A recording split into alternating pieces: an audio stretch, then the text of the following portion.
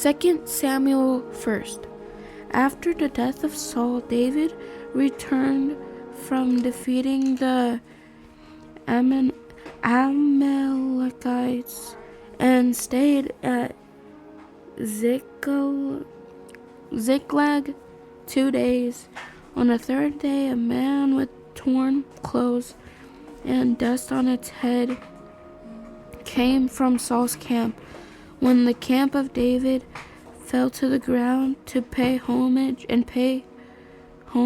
David asked him, "Where have you come from?" He replied to him, "I've escaped from the Israelite camp." "What was the outcome? Tell me," David asked him. "The troops fled from the battle," he answered. "Many of the troops had fallen and are dead. Also Saul and his son Jonathan are dead." David asked the young man who had brought him to the report, "How do you know Saul and his son Jonathan are dead?" "I happened to be on the Mount Gilboa," he replied, and there was Saul leaning on his spear. At the very moment the chariot and the cleavers were closing in on him, when he turned around, he saw me and called out to me, so I swore, "I am at your service." He asked me, "Who are you?" I told him, "I am Amalekite. I'm an Amalekite." Then he begged me, "Stand over me and kill me, for I'm mortally wounded, but my life still lingers." So I stood over him and killed him, because I knew that after he had fallen, he couldn't survive. I took the crown that was on his head and the armband that was on his arms, and I've brought them here to my Lord. Then David took hold of his clothes and tore them, and all the men with him did the same. They mourned, wept, and fasted until the evening for those who died by the sword, for Saul, his son Jonathan, the Lord's people, and the house of Israel. David inquired of the young men who had brought him the report, "Where are you from?" I'm a son of the resident alien," he said. I'm an Amalek." David questioned him, "How is it that you were not afraid to lift your hand and destroy the Lord's anointment?" Then David summoned one of his servants and said, "Come here and kill him." The servant struck him, and he died. For David had said to the Amorite, "Your blood is on your own head, because your own mouth testified against you by saying, 'I killed the Lord's anointment.'" David sang the following lament for Saul and his son Jonathan, and then ordered that the Judites be taught the song of the bow. It is written in the book of Jasher, "The splendor of Israel lies slain on your heights. How the mighty have fallen.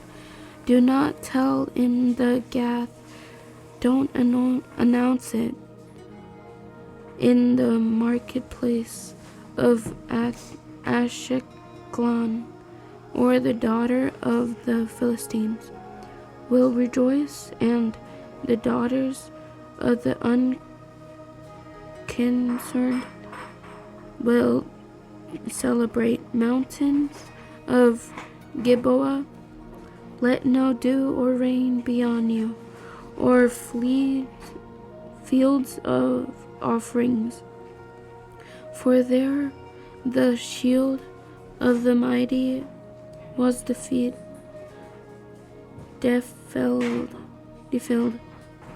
The shield of Saul no longer anointed with oil.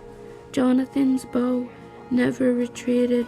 Saul's sword never returned unstained from the blood of the slain, from the flesh of the mighty Saul. And Jonathan loved and delightful. They were not parted in life or in death. Parted in life or in death. They were swifter than eagles, stronger than lions. Daughters of Israel wept for Saul, who clothed you in scarlet with luxury things, who decked your garments with gold ornaments. How the mighty have fallen in the thick of battle. Jonathan lies slain on your height. I grieve for you, Jonathan, my brother. You were such a friend to me. Your love for me was more wondrous than the love of woman. How the mighty have fallen, and the weapons of war have perished. 2 Samuel 2. Sometime later, David inquired of the Lord, "Should I go to one of the towns of Judah?" The Lord answered him, Go. Then David asked, "Where should I go?" "To Hebron," the Lord replied. So David went there with his 2 wives, Ahinoam and Jezreelite, and Abigail, the widow of Nabal, the Carmelite. In addition, David brought the men who were with him, each one with his family, and they settled in the town near Hebron. Then the men of Judah came, and there they anointed David king over the house of Judah. They told David, It was the men of Judah's guild who buried Saul. David sent the messenger to the men of Jadesh guild and said to them, The Lord bless you because you have shown this kindness to Saul, your Lord, when you buried him. Now may the Lord show kindness and faithfulness to you, and I will also show the same goodness to you because you have done this deed. Therefore be strong and valiant, for though Saul your Lord is dead, the house of Judah has anointed me king over them. Abner son of Ner, commander of Saul's army, took Saul's son Ishbosheth and moved him to Mahanaim. He made him king over Gilead, Asher, Jezreel, Ephraim, Benjamin, over all Israel. Saul, son of Ishbosheth, was 40 years old when he became king over Israel. He recognized for 2 years. He reigned for 2 years. The house of Judah, however, followed David. The length of of time that David was king in Hebron over the house of Judah was 7 years and 6 months. Abner, son of Ner, and soldiers of Ishbosheth, son of Saul, marched out from Mahanaim to Gibeon. So Joab, son of Zeruiah, and David's soldiers marched out and met them by the pool of Gibeon. The two groups took up possessions of the opposite side of the pool. Then Abner said to Joab, "Let's have the young men get up and compete in front of us." "Let them get up," Joab replied. So they got up and were counted off. 12 for Benjamin and Bosheth, son of Saul, and 12 from David's soldiers. Then each man grabbed his opponent by the hand and thrust his sword into his opponent's side, so that they all died together. So this place, which is in Gibeon, is named Field of Blades. The battle that day was extremely fierce, and Abner and the men of Israel were defeated by David's soldiers. The three sons of Zeruiah were there: Joab, Abishai, and Asahel. Asahel was a fast runner, like one of the wild gazelles. He chased Abner and did not turn to the right or the left in his pursuit of him. Abner glanced back and said, "Is that you, Asahel?" "Yes, it is," Asahel replied. Abner said to him, "Turn to your right or left," says one of the young soldiers, "and take whatever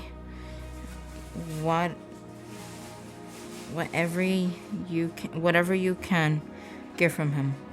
But Asahel would not stop chasing him. Once again, Abner warned Asahel, "Stop chasing me. Why should I strike you to the ground? How can I even look your brother Jacob in the face?" But Asahel refused to turn away. So Abner hit him in the stomach with the butt of his spear. The spear went through his body, and he fell and died right there. As they all came to the place where Asahel was fallen and died, they stopped. But Jacob and Abishai pursued Abner. By sunset, they had gone as far as the hill of Ammah, which is opposite Giah, on the way to the wilderness of Gibeon. The Benjamites relied to Abner. They formed a unit and took their stand on top of a hill. Then Abner called out to Jacob, "Must the sword devour forever? Don't you realize this will only end in bitterness? How long before you tell the troops to stop pursuing their brothers?" "As God lives," Joab replied, if you have not spoken to us, the troops wouldn't have stopped pursuing their brothers until morning." Then Jacob blew the ram's horns, and all the troops stopped. They no longer pursued Israel or continued to fight. So Abner and his men marched through the Arabah all that night. They crossed the Jordan, marched all morning, and arrived at Mahanaim. When Joab had turned back from pursuing Abner, he gathered all the troops in addition to Asahel.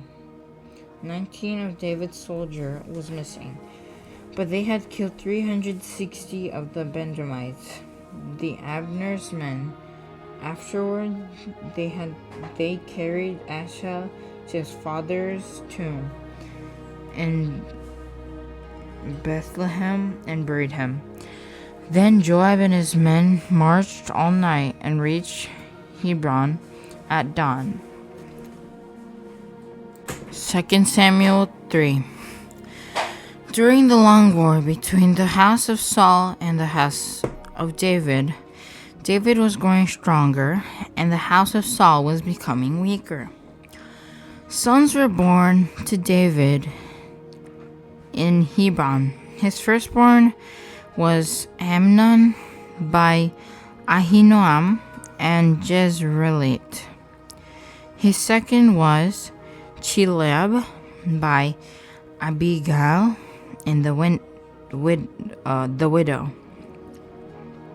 of Nabal the Carmelite. The third was Absalom, son of Maacah, the daughter of King Talmai of Geshur. The fourth was Adonijah,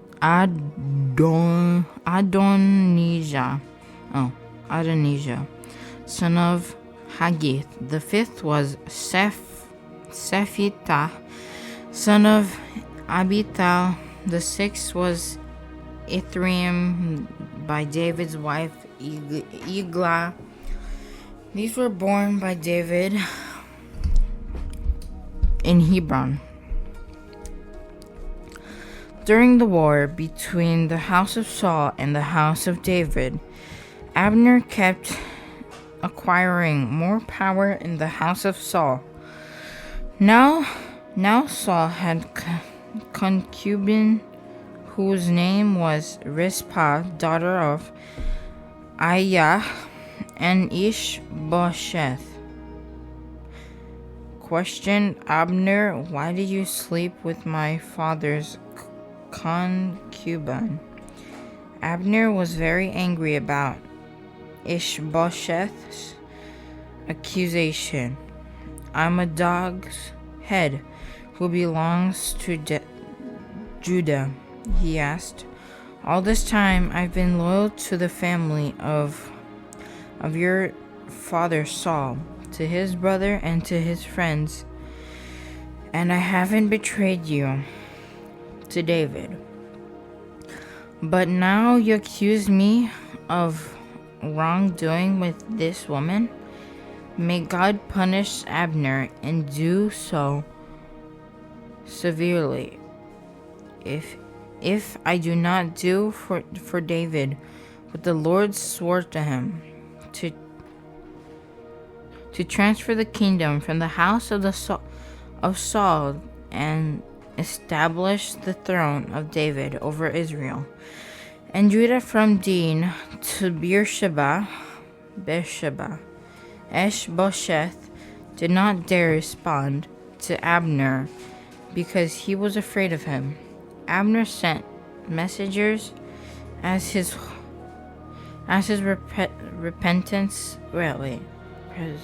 representatives to say to David, "Whose land is it? Make your covenant with me, and you can be certain I am your side to turn all Israel over to you." David replied, "Good, I will make a covenant with you. However, there's one thing I require of you.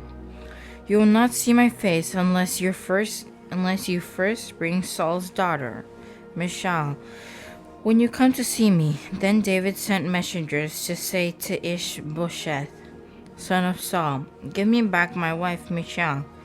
I was engaged to her for the price of 100 Philistines foreskins." So Ishbosheth sent someone to take her away from her husband, Paltiel, son of Laish. Her husband followed her weeping all the way to Bahurim. Abner said to him, "Go back." So he went back. Abner confirmed with the elders of Israel. In the past you wanted David to be king over you. Now take action, because the Lord has spoken concerning David through my servant David. To my servant David, I will save my people Israel from the power of the Philistines and the power of all Israel's enemies. Abner also informed the Benjamites and went to Hebron to inform David about all that was agreed on by Israel and the whole house of Benjamin. When Abner and 20 men came to David in Hebron, David held a banquet for him and his men. Abner said to David, Let me now go, and I will gather all Israel to my lord the king. They will make a covenant with you, and you will reign over all your desires. So that David dismissed Abner, and he went in peace. Just then David's soldier and Joab returned from a raid and brought a large amount of plundered goods with them. Abner was not with David in Hebron because David had dismissed him, and he had gone in peace. When Joab and his whole army arrived, Joab was informed Abner's son of Ner came to see the King of Kings, dismissed him, and went in peace. Joab went to the king and said, "What have I done? Look here, Abner came to you. Why did you dismiss him? Now he's getting away. You know that Abner, son of Ner, came to deceive you and to find out about our military activities and everything you're doing." Then Joab left David and sent messengers after Abner. They brought him back from the well of Sirah, but David was unaware of it. When Abner returned to Hebron, Joab pulled him aside to the middle of the city gate, as if to speak to him privately, and there Joab stabbed him in the stomach. So Abner died in revenge for the death of Asahel. Joab's brother David heard about it later and said, "I and my kingdom are forever innocent before the Lord concerning the blood of Abner, son of Ner. May it hang over Joab's head and his father's whole family, and may the house of Joab never be without someone who has a discharge or a skin disease, or a man who came only a spindle, or someone who falls by the sword or starves." Joab and his brother Abishai killed Abner because he had put the brother Asahel to death in the battle of Gibeon. David then ordered Joab and all the people who were with him, "Tear your clothes, put on sackcloth, and mourn over Abner." And King David walked behind the coffin. When they buried Abner in Hebron, the king wept a lot at Abner's tomb. All the people wept, and the king sang the lament for Abner. Should Abner die as a fool dies, your hands were not bound, your feet not placed in bronze shackles. You feel like one who falls victim to criminals, and all the people wept over him, even more. Then they came to urge David to eat food while it was still day, but David took an oath. May God punish me and do so severely if I taste bread or anything else before sunset. All the people took note of this, and it pleased them. In fact, everything the king did pleased them. On that day, all the troops and all Israel were convinced that the king had no part in killing of Abner, son of Ner. Then the king said to his soldier, "You must know that a great leader has fallen in Israel today. After me, even though I am the anointed king, I have little power today. These men, the son of Zeruiah, are too fierce for me. The Lord repay the evildoer according to his evil." 2 Samuel 4. When Saul's son Ishbosheth heard that Abner had died in Hebron, he gave up, and all Israel was dismayed. Saul's son had two men who were leaders of raiding parties, one named Baanah and the other Hekhbah, sons of Rimmon, the Beerothite, of the Benjaminites. Beeroth is also considered part of Benjamin, and the Beerothites fled to Gittaim and still reside there as aliens today. Saul's son Jonathan had a son whose feet were crippled. He was 5 years old when the report about Saul and Jonathan came from Jezreel. His nanny picked him up and fled, but as she was hurrying to flee, he fell and became lame. His name was Mephibosheth. Rechab and Baanah, the sons of Rimmon, the Beerothite, set out and arrived at Ishbosheth's house. During the heat of the day, while the king was taking his midday nap, they entered the interior of the house as if to get wheat and stabbed him in the stomach. Then Rechab and his brother Baanah escaped. They had entered the house while Ishbosheth was lying down in his bed in his bedroom and stabbed and killed him. They removed his head, took it, and traveled by way of the Arabah and all night.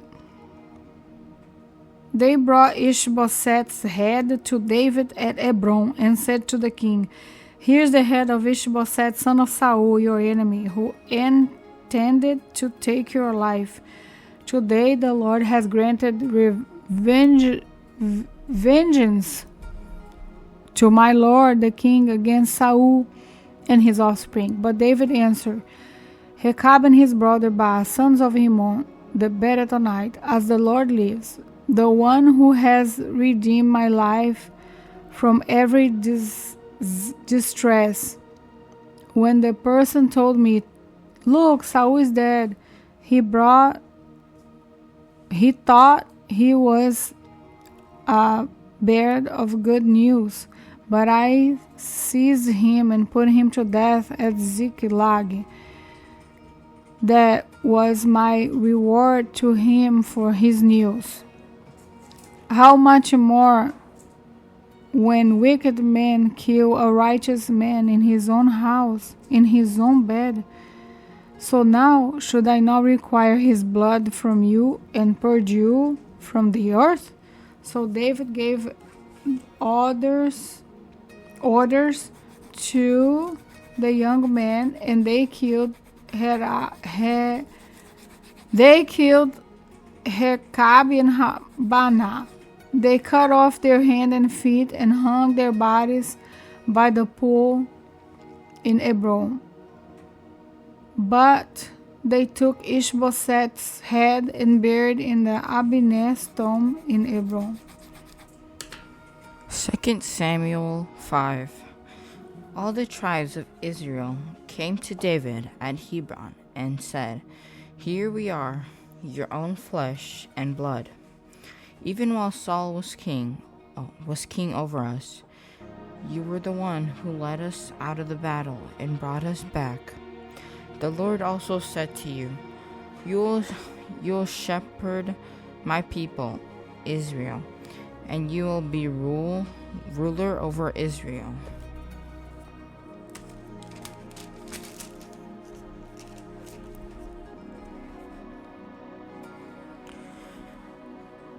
So all the elders of Israel came to the king at Hebron. King David made a covenant with them at the Hebron of the Lord's presence, and then anointed king over Israel. David was 30 years old when he began his reign. He reigned over 40 years in Hebron.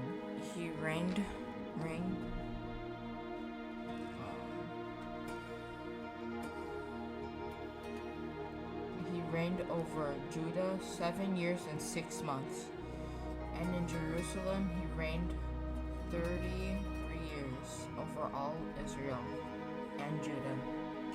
The king and his men marched to Jerusalem against Jebusites, who inhabited the land. The Jebusites had said to David, "You will never get in here. Even the blind and the lame can repel you." Thinking David can't get in here, yet David did capture the stronghold of Zion, that is the city of David. He said that day, "Whoever attacks the Jerusalemites must go through the water shaft to search the lame and the blind who are despised by David. For this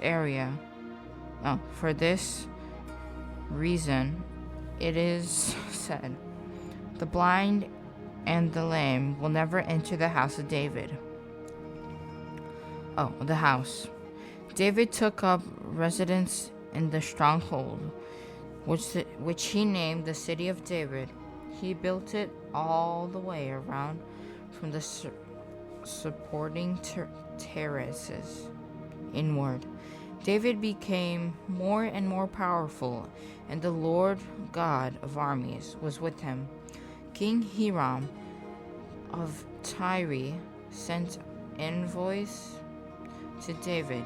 He also sent cedar logs, carpenters, and stonemasons, and they built a palace for David. Then David knew that the Lord had established him as king over Israel and had exalted his kingdom for the sake of his people Israel. After he arrived from Hebron, David took more concubines and wives from Jerusalem, and more sons and daughters were born to him. These are the names of those born to him in Jerusalem: Shammua, Shobab, Nathan, Solomon, Ibbar, Elishua, Nepheg, Jephthah, Elishma, Eliada, and Eliphet. When the Philistines heard that David had been anointed king over Israel, they went in search of David. But he heard about it and went down to the stronghold. So the Philistines came to spread out in Rephaim Valley. Then David inquired of the Lord, "Should I attack the Philistines? Will you hand them over to me?" The Lord replied to David, "Attack, for I will certainly hand the Philistines over to you." So David went to Baal Perazim and defeated them there and said, "Like a bursting flood the Lord has burnt out against my enemies before me. Therefore he named that place, the Lord burst out. The Philistines abandoned their idols there, and David and his men carried them off. The Philistines came up again and spread out in Rephaim valley. So David inquired the Lord, and he answered, Do not attack directly, but circle around behind them, and come at them opposite the balsam trees. When you hear the sound of marching in the top of the balsam trees, act decisively, for then the Lord will have gone out ahead of you to strike down the army of the Philistines. So David did exactly as the Lord commanded him, and he struck down the Philistines all the way from the Geba to Gezer. 2 Samuel 6. David again assembled all the fit young men in Israel, 30,000. He and all his troops set out to bring the ark of God from Baal, Judah. The ark bears the name and the name of the Lord of our minds, who is enthroned between the cherubim. They set the ark of God in a new cart and transported it to Abinadab's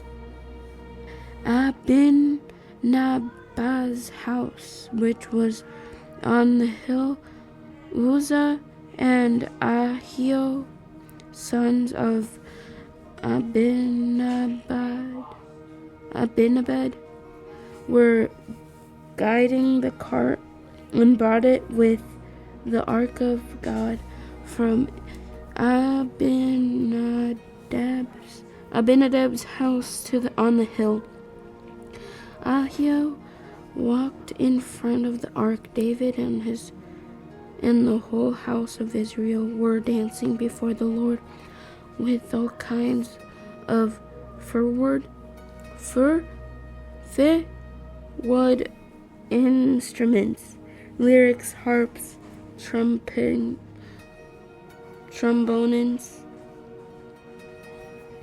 sistrums, and cymbals.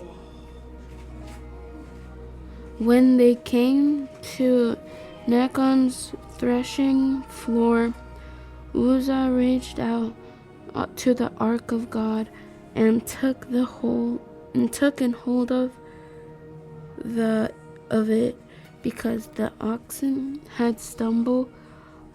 Then the Lord's anger burned against Uzzah, and God struck him dead on the spot for his irreverence, and he died there next to the ark of God. David was angry because of the Lord's outburst against Uzzah, so he named the place Outburst against Uzzah. As it is today, David feared the Lord that day and said, How can the ark of the Lord ever come to me? So he was not willing to bring the ark of the Lord to the city of David. Instead, he diverted it to the house of Obed Edom of Gath. The ark of the Lord remained in his house 3 months, and the Lord blessed Obed Edom and his whole family. It was reported to King David, The Lord has blessed Obed Edom's family and all that belongs to him, because of the ark of the Lord of God. So David went and had the ark of God brought up from Obed Edom's house to the city of David. with rejoicing when those carrying the ark of the Lord advanced 6 steps. He sacrificed an ox and a fattened calf.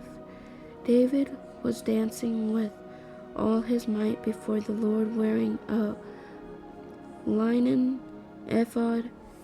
He and the whole house of Israel were bringing up the ark of the Lord with shouts and the sound of the ram's horn as the ark of the Lord was entering the city of David. Saul's daughter Michal looked down from the window and saw King David leaping and dancing before the Lord, and she despised him in her heart. They brought the ark of the Lord and set it in its place inside the tent David had pitched for it. When David offered burnt offerings and fellowship offerings in the Lord's presence, when David had finished offering the burnt offering and the fellowship offering, he blessed the people in the name of the Lord of armies. Then he distributed a loaf of bread, a date cake, and a raisin cake to each one in the entire Israelites community, both men and women. Then all the people went home. When David returned home to bless his household, Saul's daughter Michal came out to meet him. "How the king of Israel honored himself today," she said. "He exposed himself today in the sight of the slave girls of his substance, like a vulgar person would expose himself." David replied to Michal, "It was before the Lord who chose me over your father, and his whole family appoint me ruler over the Lord's people Israel. I will dance before the Lord, and I will dishonor myself and humble myself even more. However, by the slave girls you spoke about, I will be honored." And Saul's daughter Michal had no child to the day of her death. 2 Samuel 7. When the king had settled into his palace, and the Lord had given him rest on every side from all his enemies, the king said to the prophet Nathan, "Look, I am living in the cedar house, while the ark of God sits inside the curtains."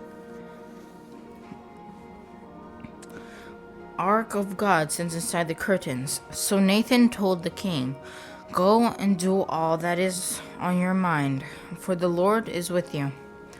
But that night the word of the Lord came to Nathan, "Go to my servant David and say, 'This is what the Lord says. Are you to build me a house to dwell in? From the time I brought the Israelites out of Egypt until today, I have not dwelt in a house. Instead, I have been moving around with the tent as my dwelling. In all the journeys with all the Israelites, have I ever spoken a word to one of the tribal leaders of Israel, whom I commanded to shepherd my people Israel, asking, 'Why haven't you built me a house of cedar?' So now this is what you are to say to my servant David. This is what the Lord of armies says. I took you from the pasture, from tending the flock to the rule over my people Israel. I have been with you wherever you have gone, and I have destroyed all your enemies before you. I will make a great name for you, like that of the greatest of the earth. I will designate a place for my people Israel, plant them so that they may live there and not be disturbed again. Evildoers will not continue to oppress them as they have done ever since the day I ordered judges to be over my people Israel. I will give you from all your enemies. The Lord declares to you. The Lord himself will make a house for you. When your time comes and you rest with your ancestors, I will raise up after you your descendant who will come from your body, and I will establish his kingdom. He is the one who will build a house for my name, and I will establish the throne of his kingdom forever. I will be his father, and he will be my son. When he does wrong, I will discipline him with the rod of men and blows from mortals. But my faithful love will never leave him, as it did when I removed it from Saul, whom I removed from before you. Your house and kingdom will endure before me forever, and your throne will be established forever. Nathan reported all these words and this entire vision to David. The King David went and sat in the Lord's presence and said, "Who am I, Lord God, and what is my house, that you have brought me this far? What you have done so far was a little thing to you, Lord God, for you have also spoken about your servant house in the distant future, and this is a revelation and for making Lord God for mankind,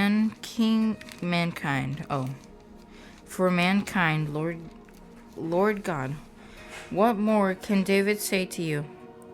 You know your servant, Lord God, because of your word, and according to your will, you have revealed all these great things to your servant. This is why you are great Lord God.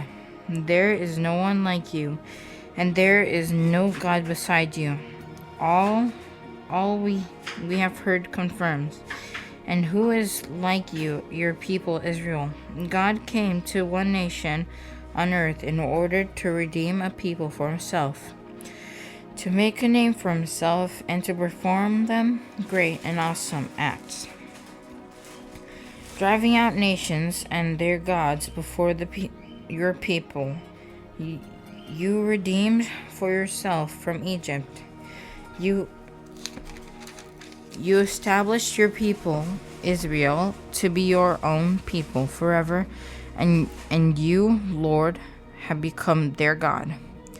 Now, Lord God,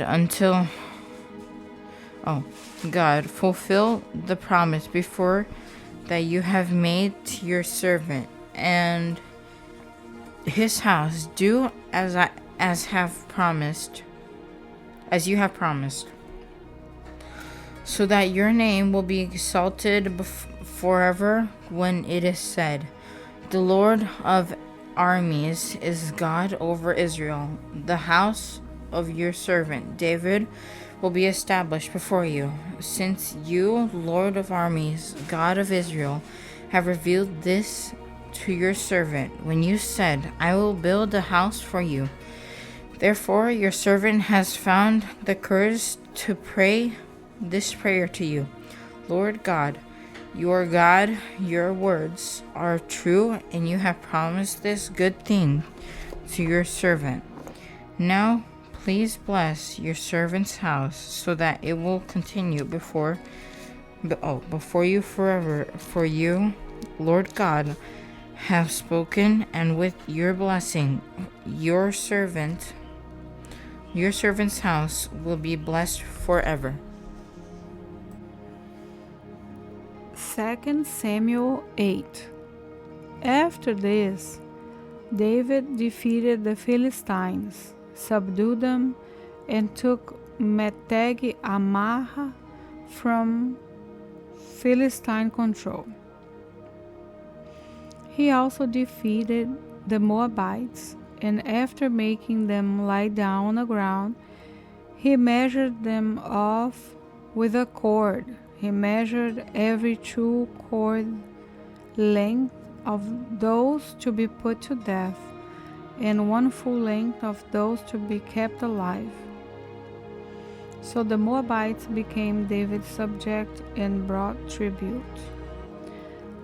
David also defeated Hadadezer, son of Herok, king of Zobah, when he went to restore his control at the Euphrates River.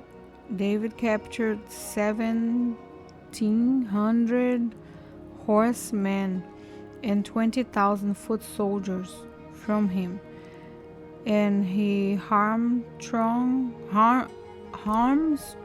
all the horses and kept 100 carriages. When the Arameans of Damascus came to assist King Hadadezer of Zobah, David struck down 22,000 Aramean men. Then he placed garrisons in Aram of Damascus, and the Arameans became David's subject and brought tribute. The Lord made David victorious wherever he went. David took the gold shields of Hadadezer officer and brought them to Jerusalem. King David also took huge quantities of bronze from Betah and Berotah, Hadadezer cities. When King Toi of Hamath heard that David had defeated the entire army of Hadadezer, he sent his son Joram to King David to greet him and to congratulate him because David had fought against Hadadezer and defeated him, for Toi and Hadadezer had fought many wars. Joram had items of silver, gold, and bronze with him. King David also dedicated these to the Lord, along with the silver and gold he had dedicated from all the nations he had subdued, from Edom, Moab, and Ammonites, the Philistines, the Amalekites, and the spoil of Hadadezer, son of Herob, king of Zobah. David made a reputation for himself when he returned from striking down 18,000 Edomites in South Valley. He placed garrisons throughout Edom, and all the Edomites were subject to David. The Lord made David victorious wherever he went. So David reigned over all Israel, administering justice and righteousness for all his people. Joab, son of Zeruriel, was over the army. Jehoshaphat, son of Ahilub, was court historian. Zadok, son of Ahibut, was Ahimelech's son of Abiathar, were priests. Seriah was court secretary. Benaiah son of Jehoiada, was over the Cherethites and the Pelethites, and David's sons were chief officers. 2 Samuel 9.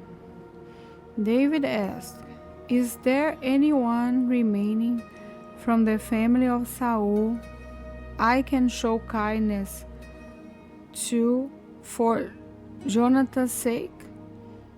There was a servant of Saul's family named Ziba. They summoned him to David, and the king said to him, "Are you Ziba?" "I am your servant," he replied. So the king asked, "Is there anyone left of Saul's family that I can show the kindness of God to?"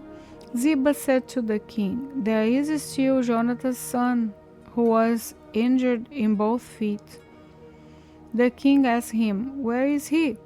Ziba answered the king, "You will find him in Lodebar, at the house of Machir, son of Amiel." So King David had him brought from the house of Machir, son of Amiel, in Lodebar. Mephibosheth, son of Jonathan, son of Saul, came to David, fell face down, and paid homage. David said, "Mephibosheth, I am your servant," he replied.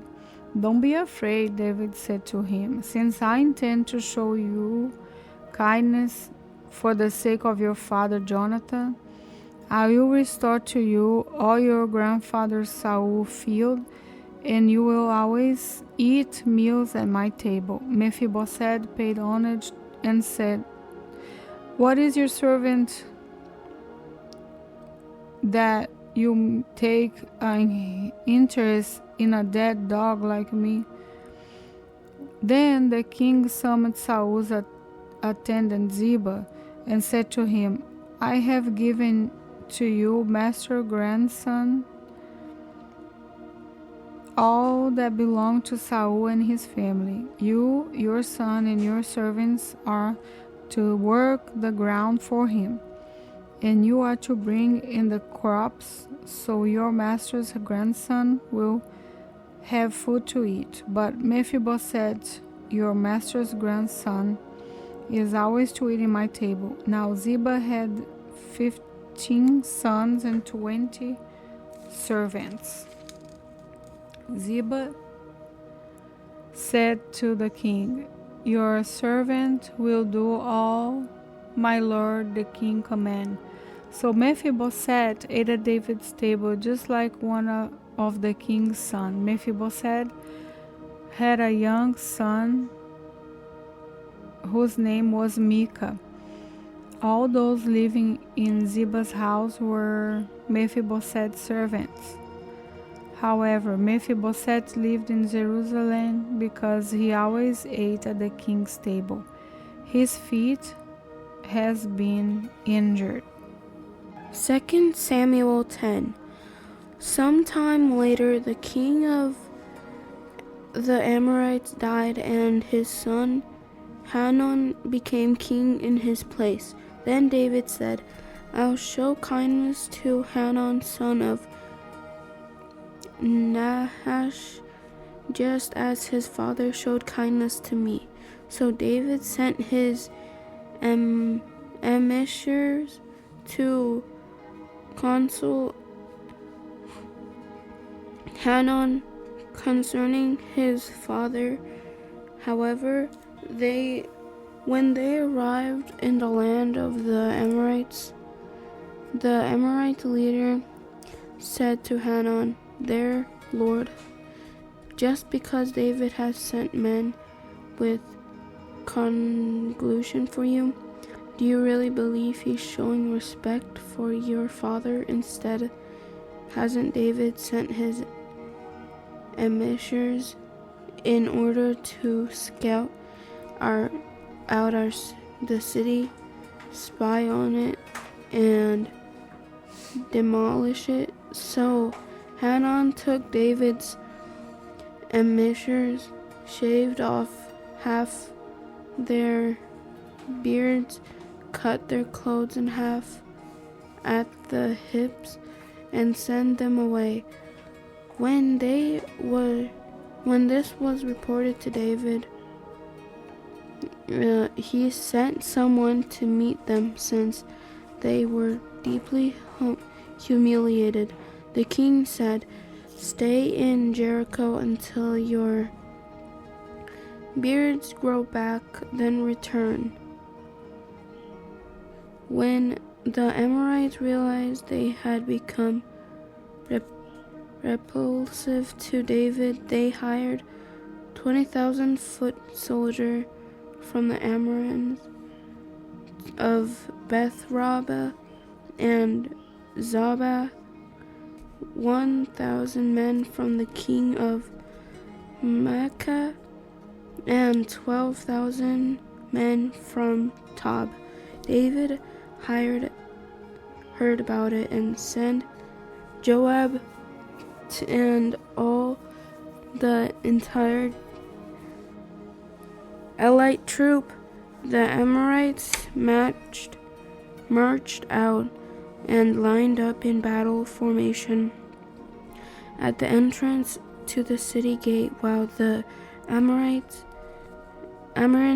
of Zobah and Rohab and the men of Tob and Makkah were in the field by themselves. When Joab saw that there was a battle line in front of him and another behind, he chose some of Israel's finest young men and lined up in formation to engage the Amorites. He placed the rest of the forces under the command of his brother Abishai. They lined up in formation to engage the Amorites. "If the Amorites are too strong for me," Joab said, "then you will be my help. However, if the Amorites are too strong for you, I'll come to help. Be strong. Let's prove ourselves strong for our people and for the cities of our God. May the Lord's will be done." Joab and his troop advised to fight against the Amorites, and they fled before him. When the Amorites saw that the Amorites had fled, they too fled before Abishai and entered the city. So Joab withdrew from the attack against the Amorites and went to Jerusalem. When the Amorites saw that they had been defeated by Israel, they regrouped. Hadassah sent messengers to bring the Amorites who were beyond the Euphrates River, and they came to Helam with Shobak, commander of Hadassah's army leader, leading them. When this was reported to David, he gathered all Israel across the Jordan and went to Helam. Then the Amorites lined up to engage David in battle and fought against him, but the Amorites fled before Israel, and David killed 700 of their chariots and 40,000 foot soldiers. He also struck down Shabash, commander of their army, who died there. When all the kings were Hadassah's subjects saw that they have been defeated by Israel, they made peace with Israel and became their subjects. After this, the Amorites were afraid to ever help the Amorites again. 2 Samuel chapter 11. In the spring, when kings march out to war, David sent Joab with his officers and all Israel. They destroyed the Ammonites and besieged Rabbah. But David remained in Jerusalem. One evening, David got up from his bed and strolled around on the roof of the palace. From the roof, he saw a woman bathing, a very beautiful woman. So David sent someone to inquire about her, and he said, "Isn't this Bathsheba, daughter of Eliam and wife of Uriah the Hittite?" David sent messengers to get her, and when she came to him, he slept with her. Now she had just been purifying herself from her uncleanness. Afterwards, she returned home. The woman conceived and sent word to inform David, "I am pregnant." David sent orders to Joab, "Send me to Uriah the Hittite." So Joab sent Uriah to David. When Uriah came to him, David asked how Joab and the troops were doing and how the war was going. Then he said to Uriah, "Go down to your house and wash your feet." So Uriah left the palace, and the gift from the king followed him. But Uriah slept at the door of the palace with all his master's servants. He did not go down to his house. When it was reported to David, Uriah didn't go home. David questioned Uriah, "Haven't you just come from a journey? Why didn't you go home?" Uriah answered David, "The ark, Israel and Judah are dwelling in tents, and my master Joab and his soldiers are camping in the open field. How can I enter my house to eat and drink and sleep with my wife? As surely as you live, and by your life, I will not to do this. Stay here today also," David said to Uriah, "and tomorrow I will send you back." So Uriah stayed in Jerusalem that day and the next. And David invited Uriah to eat and drink with him, and David got him drunk. He went out in the evening to lie down on his cot with his master's servants, but he did not go home. The next morning David wrote a letter to Joab and sent it with Uriah. In the letter he wrote, "Put Uriah at the front of the fiercest fighting, then withdraw from him so he is struck down and dies." When Joab was besieging the city, he put Uriah in the place where he knew the best enemy soldiers were. Then the men of the city came out and attacked Joab, and some of the men from David's soldiers fell in battle. Uriah the Hittite also died. Joab sent someone to report to David all the details of the battle. He commanded the messenger, "When you finish telling the king all the details of the battle, if the king's anger gets stirred up and he asks you, 'Why did you get so close to the city to fight? Didn't you realize they would shoot from the top of the wall at Thebez, who struck Abimelech, son of Jebuseth? Didn't a woman drop an upper millstone on him from the top of the wall so that he died? Why did you get so close to the wall?' Then say, 'Your servant Uriah the Hittite is dead now also.'" And the messenger left. When he arrived, he reported to David all that Joab had sent him to tell. The messengers reported to David, "The men gained advantage over us and came out against us in the field, but we counterattacked right up to the entrance of the city gate. However, the archer shot down on your servants from the top of the wall, and some of the king's servants died. Your servant Uriah the Hittite is also dead." David told the messenger, "Say this to Joab, don't let this matter upset you, because this sword devours all alike. Intensify your fight against the city and demolish it. Encourage him." When Uriah's wife heard that her husband Uriah had died, she mourned for him. When the time of mourning ended, David had her brought to his house. She became his wife and bore him a son. However, the Lord considered what David had done to be evil. 2 Samuel 12. So the Lord sent Nathan to David When he arrived, he said to him, "There were two men in a certain city, one rich and the other poor. The rich man had very large flocks and herds, but the poor man had nothing except for one small ewe lamb that he had brought. He raised her, she grew up with him and with his children. From his major food she would eat, from his cup she would drink, and in his arms she would sleep. She was like a daughter to him. Now a traveler came to the rich man, but the rich man could not bring himself to take one of his own sheep or cattle to prepare for the traveler who had come to him. Instead, he took the poor man's lamb and prepared it for his guest.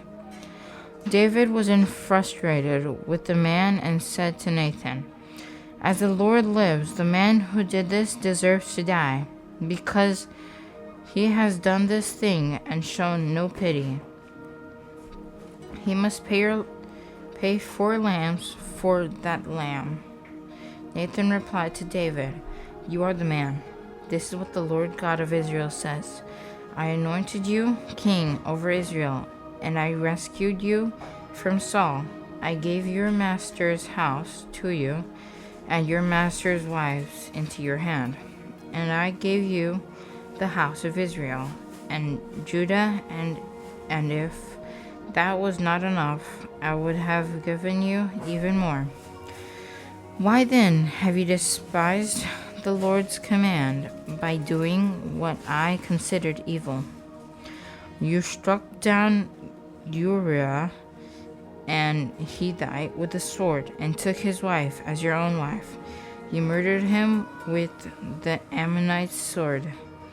Now, therefore, the sword will never leave your house, because you despised me and took the wife of Uriah the Hittite to be your own wife. This is what the Lord says: I am going to bring disaster on you. From your own family I will take your wives and give them to another before your very eyes, and he'll sleep with them in broad daylight. You acted in secret, but I will do this before all Israel and in broad daylight. David responded to Nathan, I have sinned against the Lord. Then Nathan replied to David, and the Lord has taken away your sin. You will not die. However, because you treated the Lord with such contempt in this matter, the son born to you will die. Then Nathan went home. The Lord struck the baby that Uriah's wife had born to David, and he became deathly ill. David pleaded with God for the boy. He fasted, went home, and spent the night lying on the ground.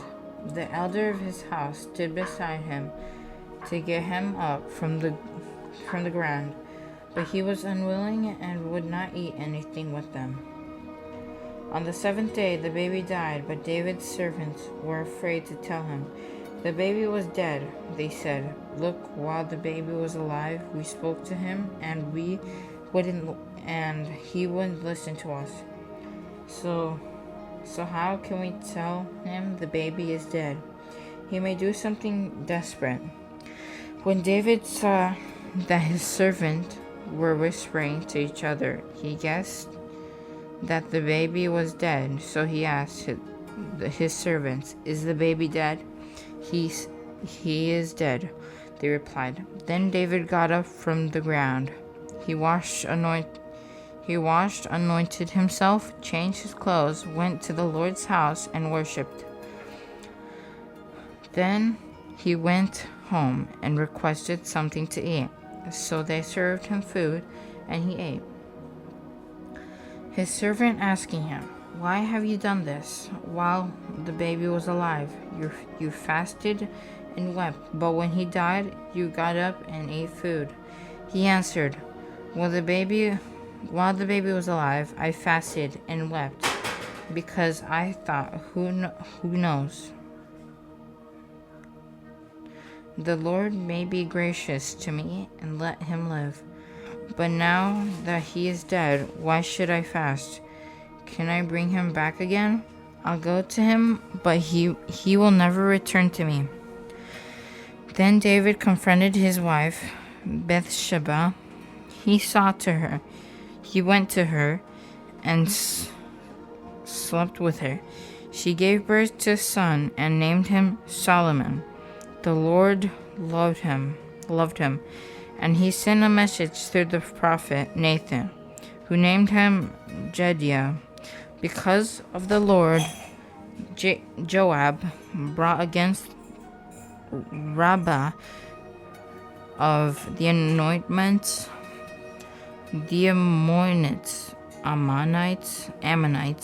and captured the royal fortress. Then Joab sent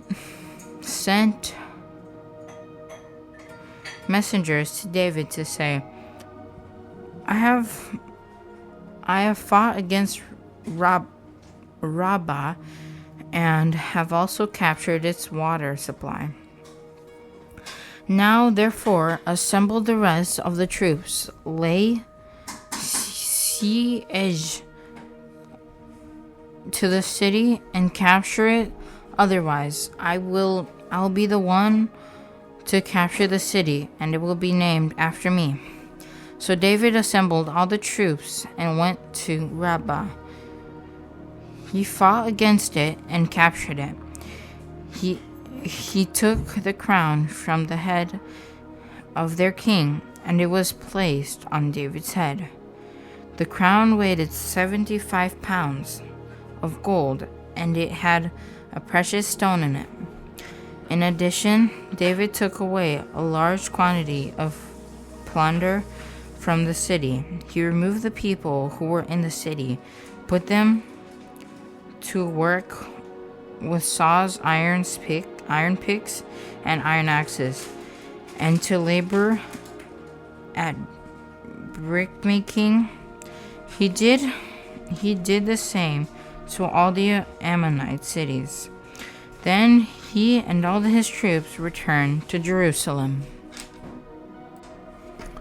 2 Samuel chapter 13.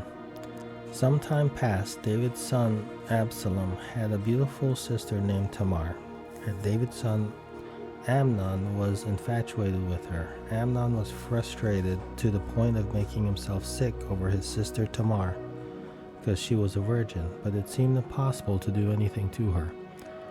Amnon had a friend named Jonadab, a son of David's brother Shimeah. Jonadab was a very shrewd man, and he asked Amnon, "Why are you the king's son, so miserable every morning? Won't you tell me?" Amnon replied, "I'm in love with Tamar, my brother's Absalom's sister." Jonadab said to him, "Lie down on your bed and pretend you're sick. When your father comes to see you, say to him, 'Please let my sister Tamar come and give me something to eat. Let her prepare a meal in my presence so I can watch and eat from her hand.'"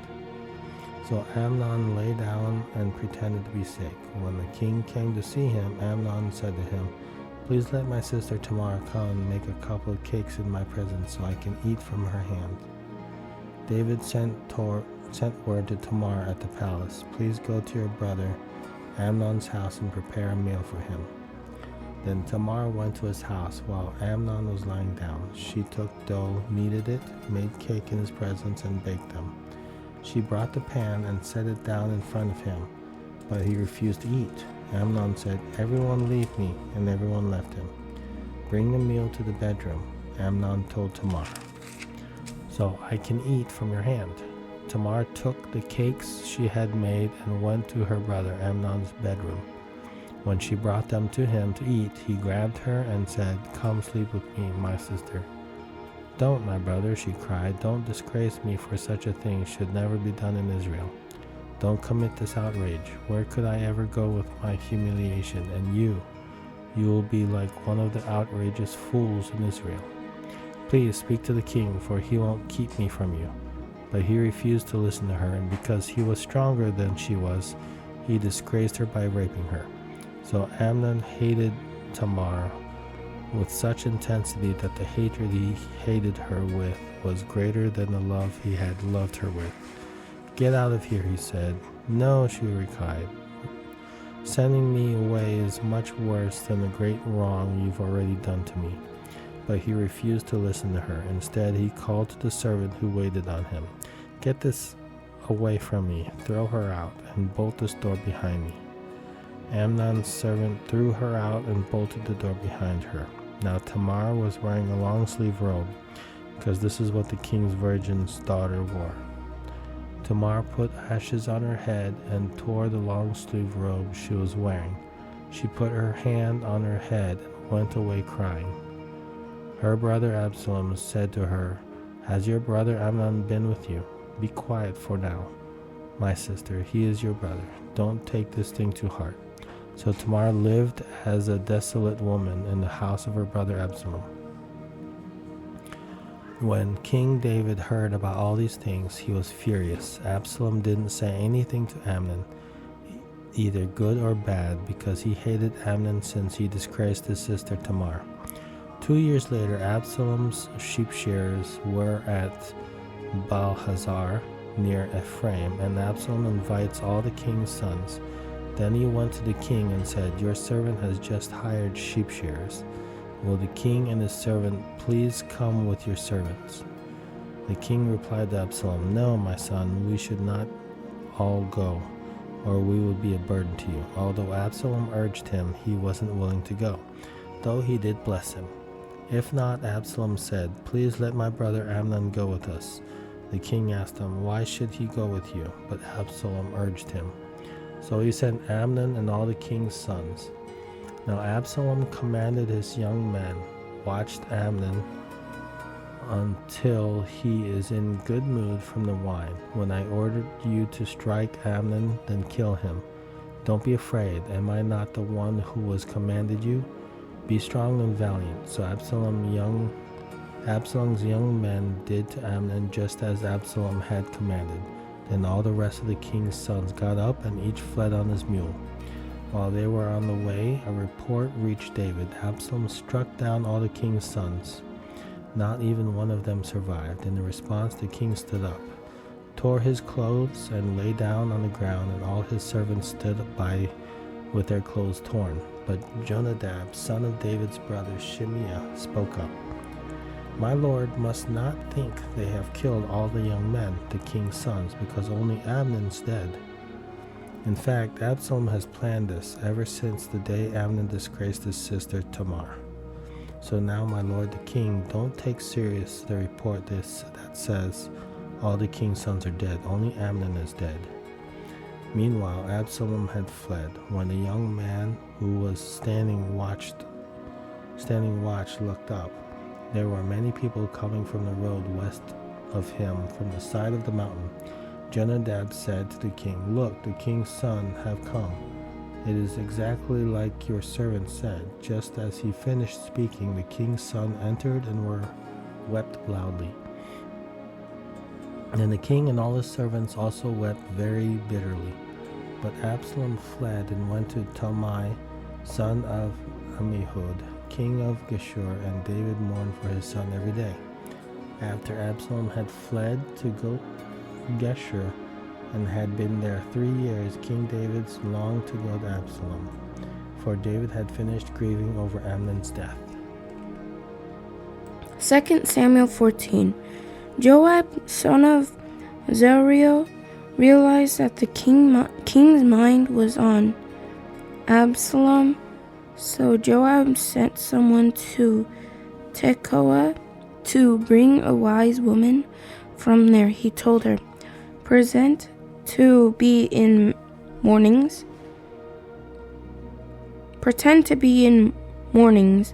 dress in mourning clothes, and don't put any oil.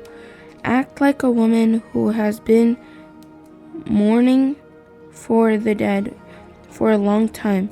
Go to the king and speak these words to him."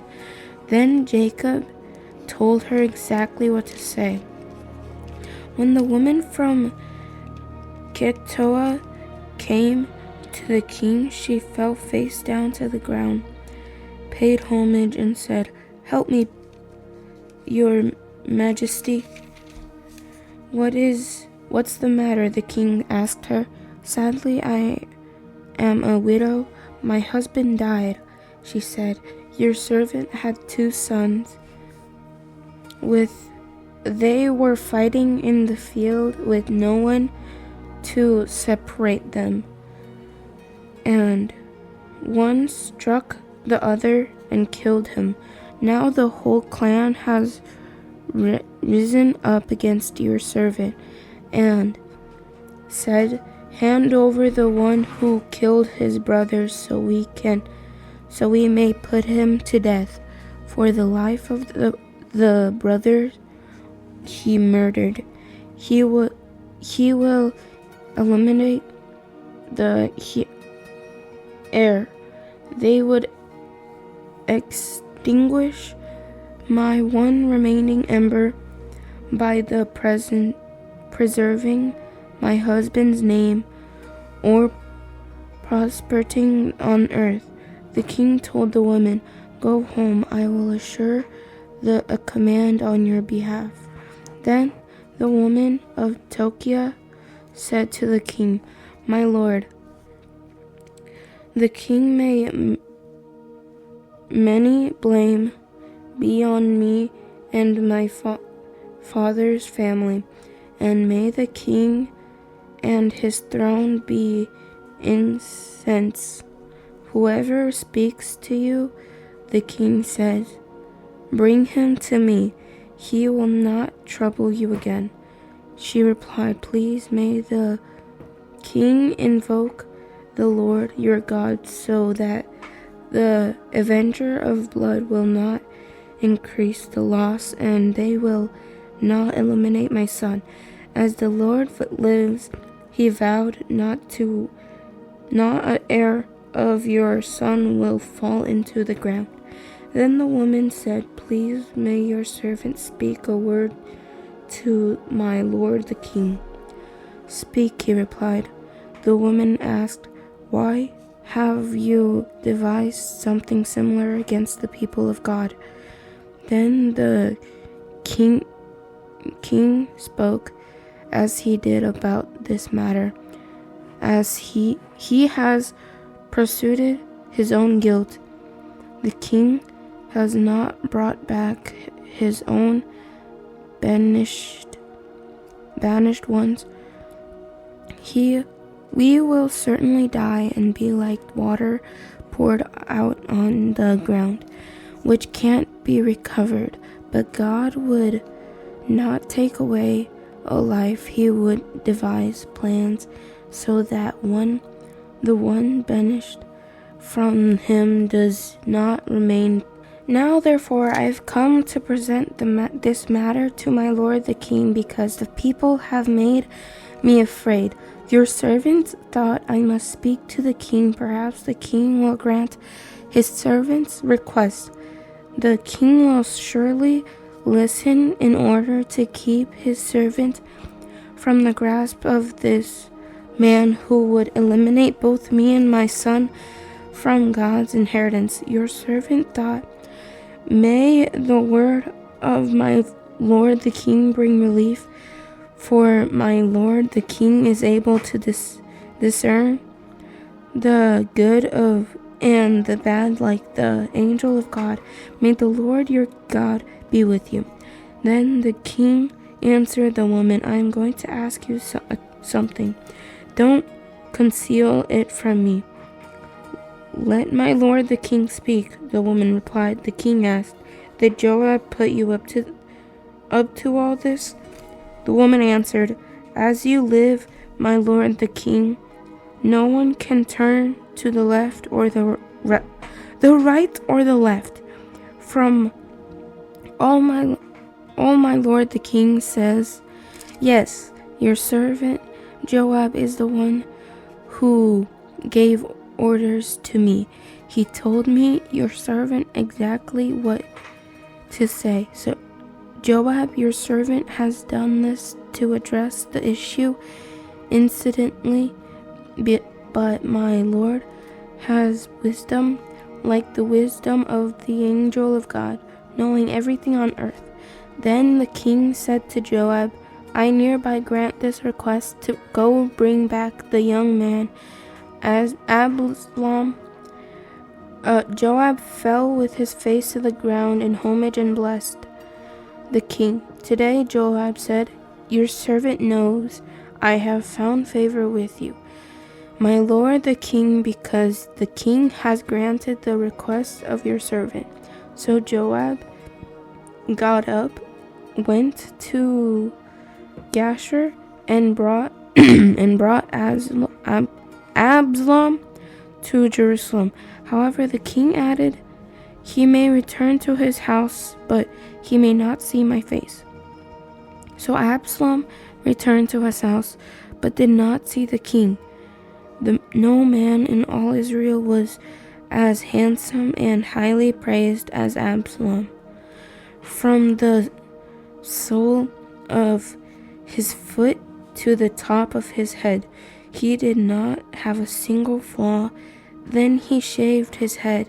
He shaved it at the end of every year, because his hair got so heavy for him that he had to shave it off.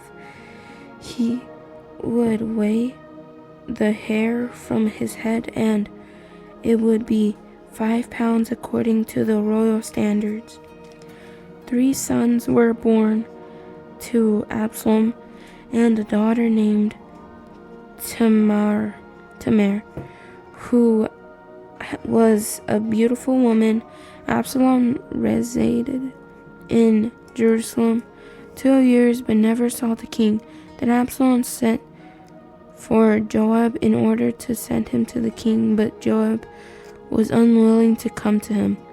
So he sent again, a second time, but he still would not come. Then Absalom said to his servant, see, Joab has the field right next to mine, and he has barely there. Go and set fire to it. So Absalom's servant set the field on fire. Then Joab came to Absalom's house and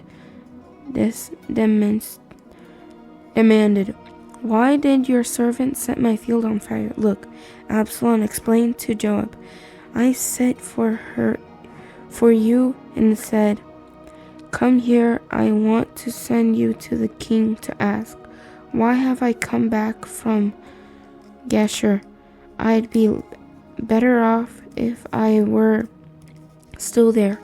So now let me see the king. If I am guilty, let him kill me. Joab went to the king and told him. So David summoned Absalom, who came to the king and paid homage with his face to the ground before him. The king kissed Absalom. 2 Samuel chapter 15. After this, Absalom got himself a chariot, horses, and 50 men to run before him. He would get up early and stand beside the road leading to the city gate. Whenever anyone had a grievance to bring before the king for settlement, Absalom called out to him and asked, what city are you from?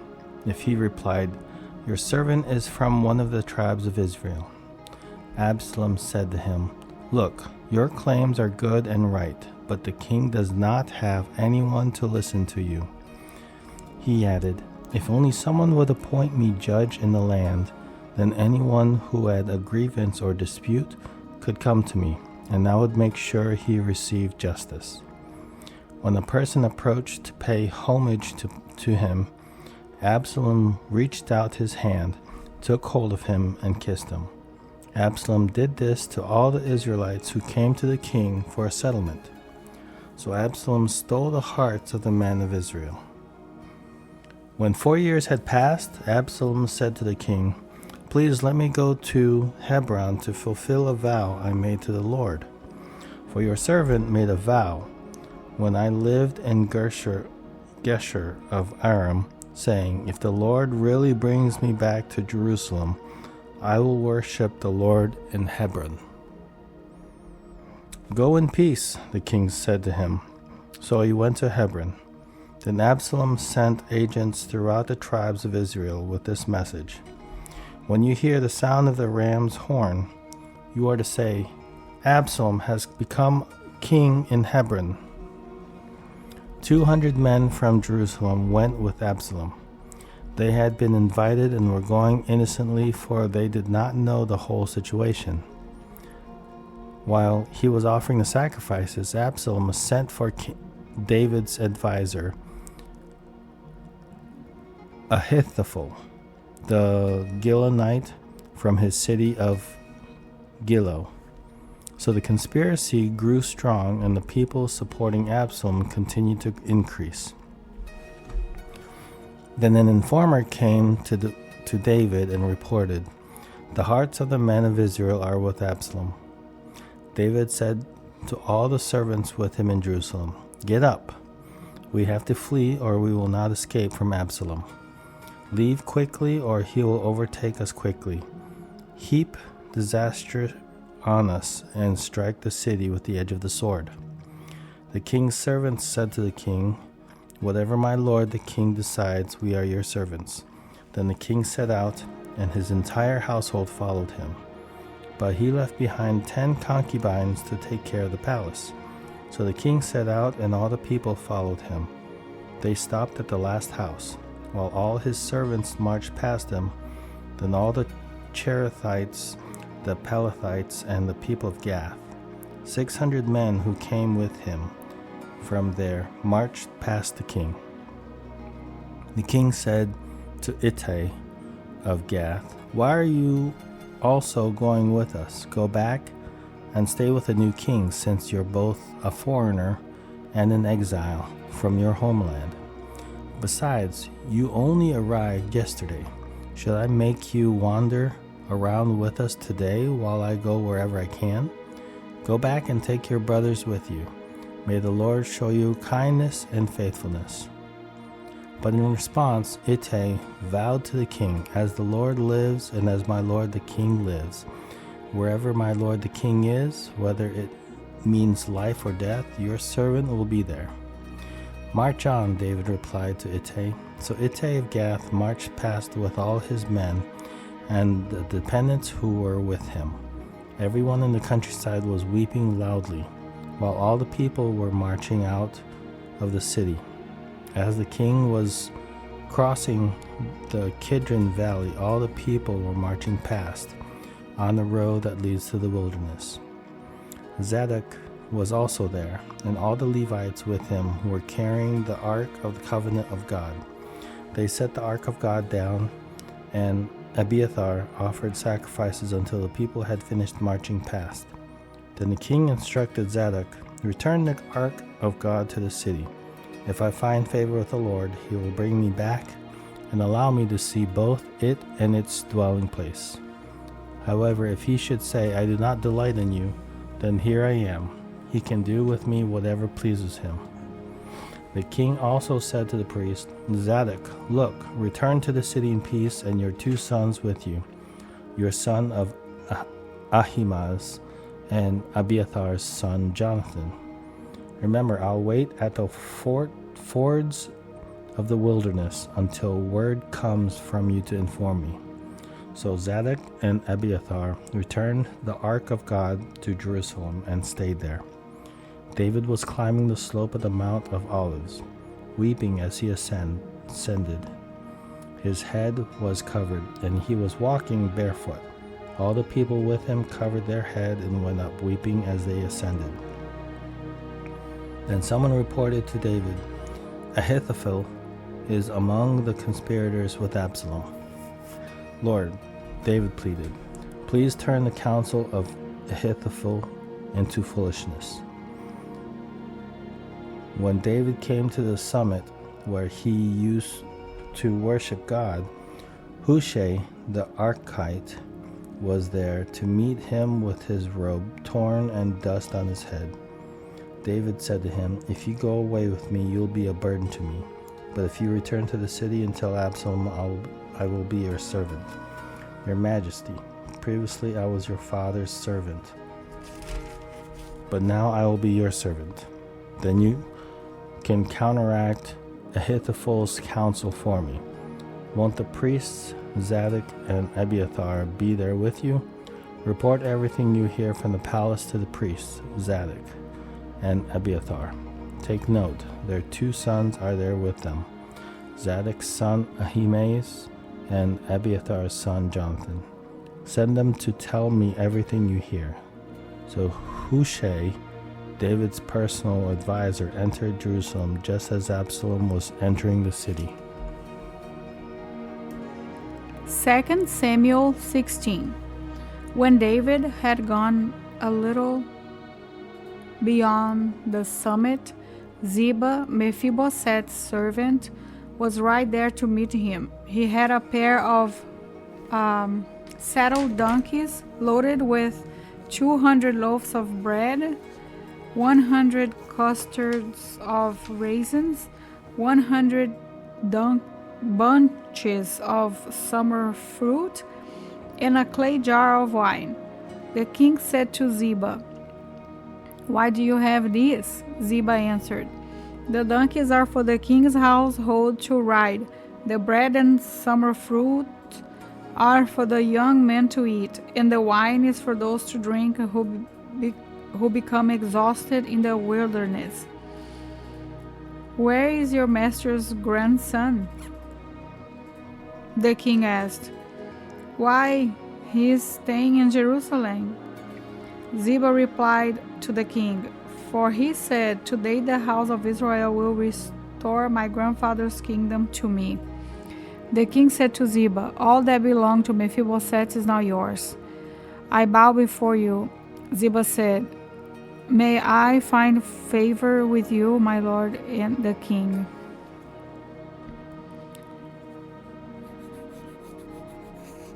When King David got to Bahurim, a man belonging to the family of the house of Saul was just coming out. His name was Shimei, son of Gera, and he was yelling curses as he approached. He threw stones at David and at all the royal servants, the people and the warriors on David's right and left. Shimei said as he cursed, get out, you man of bloodshed, you wicked man. The Lord has paid you back for all the blood of the house of Saul, in whose place you became king. And the Lord has handed the kingdom over to your son Absalom. Look, you are in trouble because you are a man of bloodshed. Then Abisai, son of Zeruiah, said to the king, Why should this dead dog curse my lord the king? Let me go over and remove his head. The king replied, Sons of Zeruiah, do we agree on anything? He curses me this way because the Lord told him, curse David. Therefore, who can say, why did you do that? Then David said to Abisai and all his servants, Look, my own son, my own flesh and blood, intends to take my life. How much more now this Benjamite? Leave him alone and let him curse me. The Lord has told him to. Perhaps the Lord will see my affliction and restore goodness to me instead of Shimei's curse today. So David and his men proceeded along the road as Shimei was going along the ridge of the hill opposite him. As Shimei went, he cursed David, threw stones at him, and kicked up dust. Finally, the king and all the people with him arrived exhausted, so they rested there. Now Absalom and all the Israelites came to Jerusalem. Ahithophel was also with him. When David's friend Hushai the Archite came to Absalom, Hushai said to Absalom, "Long live the king, long live the king. Is this your loyalty to your friend?" Absalom asked Hushai, "Why didn't you go with your friend?" "Not at all," Hushai answered Absalom. "I am on the side of the one that the Lord his people and all the men of Israel have chosen. I will stay with him. Furthermore, whom will I serve if not his son? As I served your father's presence, I will also serve in yours." When Absalom said to Ahithophel, "Give me your advice. What should we do?" Ahithophel replied to Absalom, "Sleep with your father's concubines, whom he left to take care of the palace. When all Israel hears that you have become repulsive to your father, everyone with you will be encouraged." So they pitched a tent for Absalom on the roof, and he slept with his father's concubines in the sight of all Israel. Now, the advice Ahithophel gave in those days was like someone asking about a word from God. Such was the regard that both David and Absalom had for Ahithophel's advice. 2 Samuel 17. Ahithophel said to Absalom, "Let me choose 12,000 men, and I will set out in pursuit of David tonight. I will attack him while he is weary and discouraged, throw him into a panic, and all the people with him will scatter. I will strike down only the king and bring all the people back to you. When everyone returns, except the man you are looking for, all the people will be at peace." This proposal seemed right for Absalom and all the elders of Israel. Then Absalom said, "Summon Hushai the Archite also. Let's hear what he has to say as well." So Hushai came to Absalom, and Absalom told him, "Ahithophel offered this proposal. Should we carry out this proposal? If not, what do you say?" Hushai replied to Absalom, "The advice Ahithophel has given this time is not good." Hushai continued, "You know your father and his men. They are warriors and are desperate like a wild bear robbed of her cubs. Your father is an experienced soldier who won't spend the night with the people. He is probably already hiding in one of the caves or some other place. If some of your troops fall, first someone is sure to hear and say, 'There has been a slaughter among the people who follow Absalom.' Then even a brave man with the head of a lion will lose heart, because all Israel knows that your father and the valiant men with him are warriors. Instead, I advise that all Israel from Dan to Beersheba, as numerous as the sand of the sea, be gathered to you, and that you personally go into battle. Then we will attack David wherever we find him, and we will descend on him like dew. on the ground. Not even one will be left, neither he nor any of the men with him. If he retreats to some city, all Israel will bring ropes that the city, and we will drag its stones into the valley until not even a pebble can be found there. Since the Lord had decreed that Ahithophel's good advice be undermined in order to bring about Absalom's ruin, Absalom and all the men of Israel said, "The advice of Hushai the Archite is better than Ahithophel's advice." Hushai then told the priests Zadok and Abiathar, "This is what Ahithophel advised Absalom and the elders of Israel, and this is what I advised. Now send someone quickly and tell David, don't spend the night at the wilderness fort, but be sure to cross over the Jordan, or the king and all the people with him will be devoured." Jonathan and Ahimaaz were staying in Rogel, where a servant girl would come and pass along information to them. Then they in turn would go and inform King David, because they dared not to seen entering the city. However, a young man did see them and informed Absalom. So the two left quickly and came to the house of a man in Bahurim. He had as well in his courtyard, and they climbed down into it.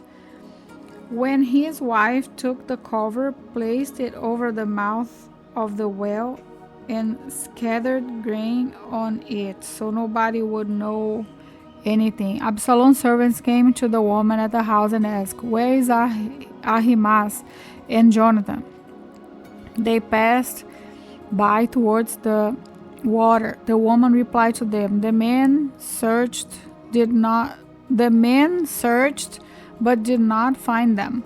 So they returned to Jerusalem. After they had gone, Ahimaaz and Jonathan climbed out of the well and went in to inform King David. They told him, "Get up and immediately ford the river, for Ahithophel has given this advice against you." So David and all the people with him got up and crossed the Jordan. By daybreak there was no one who had not crossed the Jordan. When Ahithophel realized that his advice had not been followed, he saddled his donkey and set out for his house in his hometown. He set his house in order and hanged himself. So he died and was buried in his father's tomb.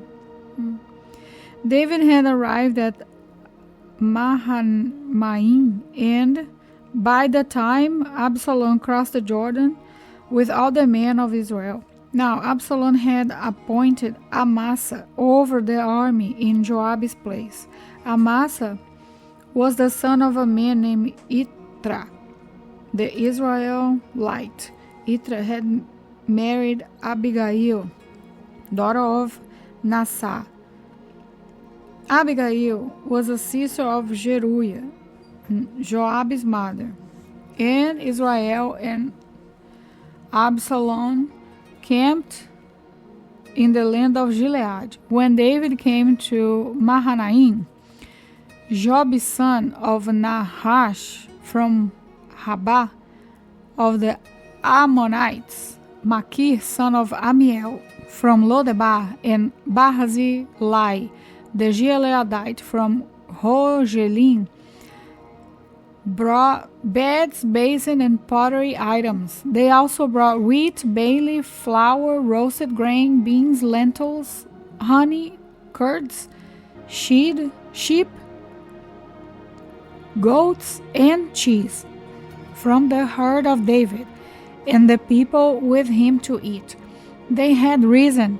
The people must be hungry, exhausted, and thirsty in the wilderness. 2 Samuel chapter 18. David reviewed his troops and appointed commanders of thousands and of hundreds over them. He then sent out the troops, a third under Joab, a third under Joab's brother Abishai, son of Zeruiah, and a third under Ittai of Gath. The king said to the troops, I must also march out with you. You must not go. The people pleaded, if we have to flee, they will not pay any attention to us. Even if half of us die, they will not pay any attention to us, because you are worth 10,000 of us. Therefore it is better if you support us from the city. I will do whatever you think is best, the king replied to them.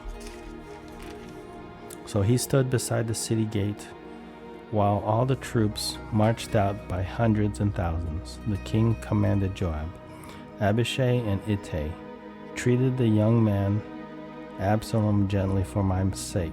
All the people heard the king's orders to all the commanders about Absalom. Then David's forces marched into the yield to engage Israel in battle, which took place in the forest of Ephraim. Israel's army was defeated by David's soldiers, and the slaughter there was vast that day, 20,000 dead. The battle spread over the entire area, and that day the forest claimed more people than the sword. Absalom was riding on his mule when he happened to meet David's soldiers. When the mule went under the tangled branches of a large oak tree, Absalom's head was caught fast in the tree. The mule under him kept going, so he was suspended in midair. One of the men saw him and informed Joab. He said, I just saw Absalom hanging in an oak tree. You just saw him? Joab exclaimed. Why didn't you strike him to the ground right there? I would have given you 10 silver pieces and a belt. The man replied to Joab, even if I had the weight of 1,000 pieces of silver in my hand, I would not raise my hand against the king's son. For we heard the king commanded you, Abishai and Ittai, protect the young man Absalom for me. If I had jeopardized my own life and nothing is hidden from the king, you would have abandoned me. Joab said, I'm not going to waste time with you. He then took 3 spears in his hand and thrust them into Absalom's chest, while Absalom was still alive in the oak tree. 10 young men, who were Joab's armor bearers, surrounded Absalom, struck him, and killed him. Joab blew the ram's horn, and the troops broke off their pursuit of Israel because Joab restrained them. They took Absalom, threw him into a large pit in the forest, and raised up a huge mound of stone over him. And all Israel fled, each to his tent. When he was alive, Absalom had taken a pillar and raised it up for himself in the king's valley, since he thought, I have no son to preserve the memory of my name. So he named the pillar after himself. It's still called Absalom's monument today. Ahimaaz, son of Zadok, said, Please let me run and tell the king the good news that the Lord has vindicated him by freeing him from his enemies. Joab replied to him, You are not the man to take good news today. You may do it another day, but today you aren't taking good news, because the king's son is dead. Joab then said to Cushite, Go tell the king what you have seen. The Cushite bowed to Joab and took off running. However, Ahimaaz, son of Zadok, persisted and said to Joab, No matter what, please let me also run behind the Cushite. Joab replied, My son, why do you want to run since you won't get a reward? No matter what, I want to run. Then run, Joab said to him. So Ahimaaz ran by way of the plain and outran the Cushite. David was sitting between the city gates when the watchman went up to the roof of the city gate and over to the wall. The watchman looked out and saw a man running alone. He called out and told the king. The king said, "If he's alone, he bears good news." As the first runner came closer, the watchman saw another man running. He called out to the gatekeeper, "Look, another man's running alone. This one is also bringing good news," said the king. The watchman said, "The way the first man runs looks to me like the way Ahimaaz, son of Zadok, runs. This is good news. He comes with good news." The king commented. Ahimaaz called out to the king, "All is well," and paid homage to the king with his face to the ground. He continued, "Blessed be the Lord your God. He delivered up the men who rebelled against my lord the king." The king asked, "Is the young man Absalom all right?" Ahimaaz replied, "When Joab sent the king's servants and your servant, I saw a big disturbance, but I don't know what it was." The king said, "Move aside and stand here." So he stood to one side.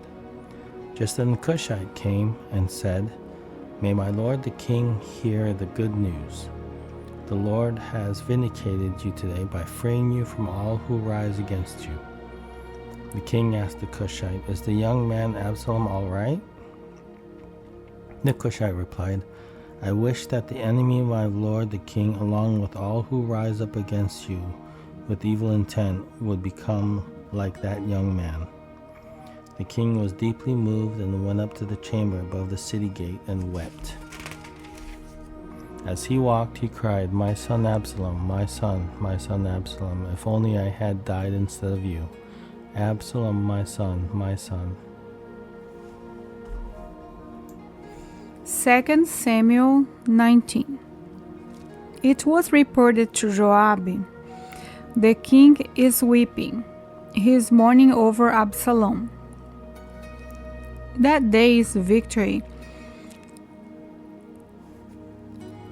was turned into mourning for all the troops, because on that day the troops heard the king is grieving over his son. So they returned to the city quietly that day, like troops come in when they are humiliated after fleeing in battle. But the king covered his face and cried loudly, "My son Absalom, Absalom, my son, my son." Then Joab went into the house to the king and said, "Today you have shamed all your soldiers, those who saved your life as well as your sons, your wives and your concubines, by loving your enemies and hating those who love you. Today you have made it clear that the commanders and soldiers mean nothing to you. In fact, today I know that if Absalom were alive and all of us were dead, it would be fine with you. Now get up, go out and encourage your soldiers. For I swear by the Lord that if you don't go out, not a man will remain with you tonight. This will be worse for you than all the trouble that has come to you from your youth until now." So the king got up and sat in the city gate, and all the people were told, "Look, the king is sitting in the city gate." Then they all came into the king's presence. Meanwhile, each Israelite had fled to his tent. People throughout all the tribes of Israel were arguing among themselves, saying, "The king rescued us from the grasp of our enemies, and he saved us from the grasp of the Philistines. But now he has fled from the land because of Absalom. But Absalom, the man we anointed over us, he died in battle. So why do you say nothing about restoring the king?" King David sent word to the priests Zadok and Abiathar, "Say to the elders of Judah, why should you be the last to restore the king to his palace? The talk of Israel has reached the king at his house. You are my brothers, my flesh and blood. So why should you be the last to restore the king? And tell Amasa, aren't you my flesh and blood? May God punish me and do so severely if you don't become commander of my army from now on instead of Joab. So he won over all the men of Judah, and they unanimously sent word to the king, "Come back, you and all your servants." Then the king returned. When he arrived at the Jordan, Judah came to Gilgal to meet the king and escort him across the Jordan. Simei, son of Gera, the Benjaminite from Behurim, hurried down with the men of Judah and met the king David. There were 1,000 men from Benjamin with him. Ziba, an attendant from the house of Saul, with his 15 sons and 20 servants, also rushed down to the Jordan ahead of the king. They forded the Jordan to bring the king's household across and do whatever the king desired. When Simei, son of Gera, crossed the Jordan, he fell faceward before the king and said to him, "My lord, don't hold me guilty and don't remember your servant's wrongdoing. On that day, my lord the king left Jerusalem. May the king not take it to heart, for your servant knows that I have sinned. But look, today I am the first one of the entire house of Joseph to come down to meet my lord the king." Abisai, son of Zeruiah, asked, "Shouldn't Simei be put to death for this because he cursed the Lord's anointed?" David answered, "Son of Zeruiah, do we agree on anything? Have you become my adversary today? Should any man be killed in Israel today? I am not aware that today I'm king over Israel." So the king said to Simei, "You will not die." Then the king gave him his oath. Mephibosheth, Saul's grandson, also went down to meet the king. He had not taken care of his feet, trimmed his mustache, or washed his clothes from the day the king left until the day he returned safely. When he came from Jerusalem to meet the king asked him, "Mephibosheth, why didn't you come with me?" "My lord the king," he replied, "my servant Ziba betrayed me. Actually, your servant said, I will settle the donkey for myself so that I might ride it and go with the king, for your servant's lame. Ziba slandered your servant to my lord the king, but my lord the king is like the angel of God. So do whatever you think is best, for my grandfather's entire family deserves death from my lord the king, but you set your servant among those to eat at your table. So what further right do I have to keep on making appeals to the king?" The king said to him, "Why keep on speaking about these matters of yours? I hereby declare you and Ziba are to divide the land." Mephibosheth said to the king, "Instead, since my lord the king has come to his palace safely, let Ziba take it all." Barzillai the Gileadite had come down from Rogelim and accompanied the king to the Jordan River to see him off at the Jordan. Barzillai was a very old man, 80 years old, and since he was a very wealthy man, he had provided for the needs of the king while he stayed in Mahanaim. The king said to Barzillai, "Cross over with me and I will provide for you at my side in Jerusalem. Barzillai replied to the king, how many years of my life are left that I should go up to Jerusalem with the king? I'm now 80 years old. Can I discern what is pleasant and what is not? Can your servant taste what he eats or drink? Can I still hear the voice of a male and a female singers? Why should your servant be added to burden to my lord the king? Since your servant is only going with the king a little way across the Jordan, why should the king repay me so much in reward? Please let your servant return so that I might die in my own city, near the tomb of my father and mother.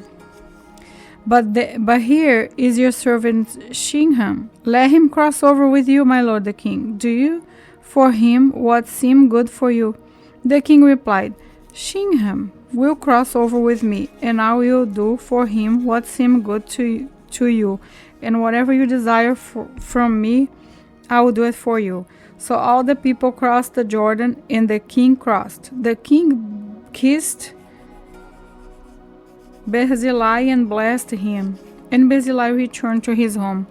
The king went on to Gilgal, and Shimham went with him. All the troops of Judah and half of Israelites escorted the king.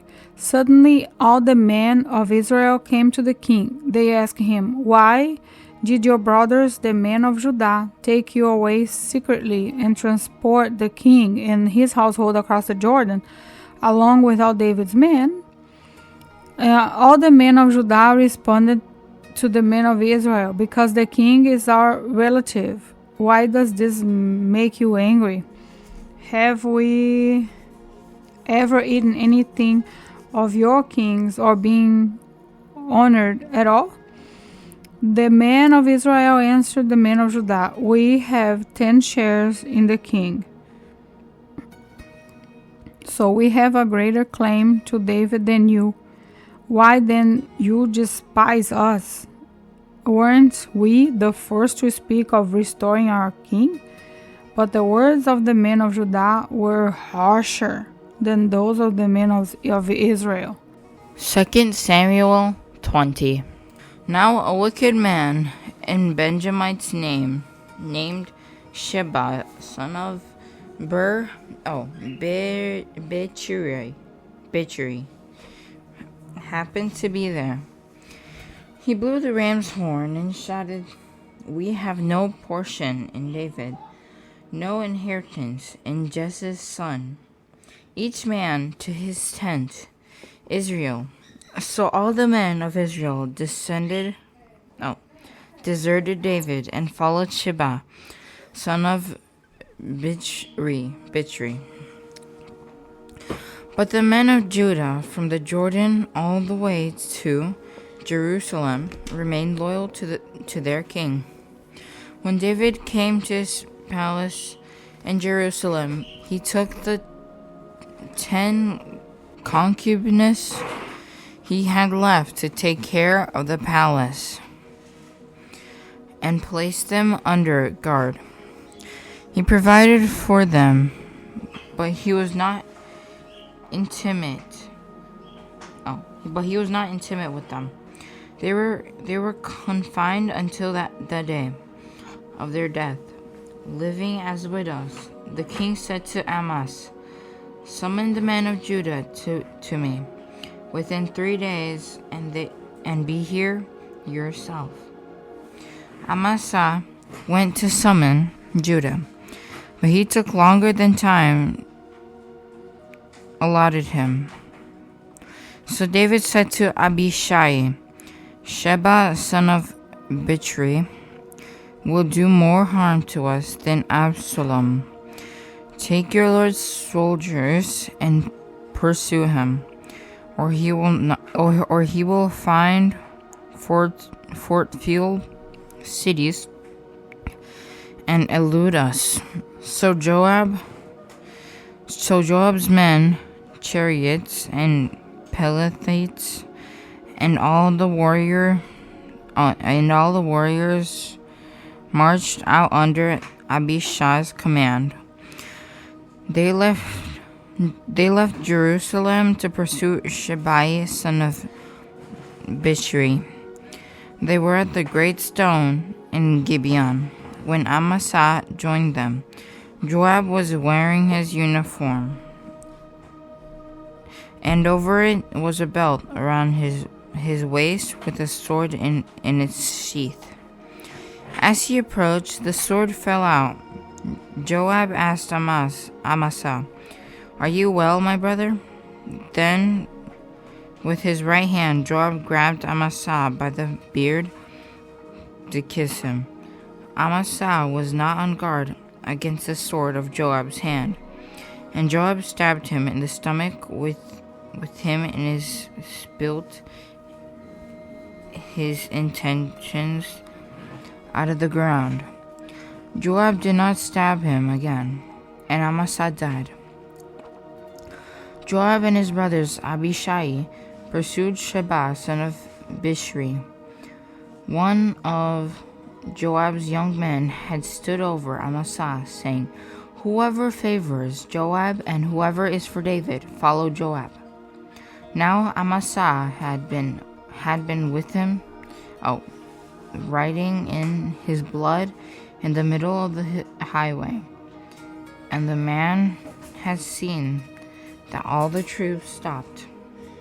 So he moved Amasa from the highway to the field and threw a garment over him, because he realized that all those who encountered Amasa were stopping. When he was removed from the highway, all the men passed by and following Joab to pursue Sheba, son of Bishri. Sheba passed through all the tribes of Israel to Abel of Beth-Makkah. All the Berites came together and followed him. Joab's troop came to design Sheba in Abel of Beth-Makkah.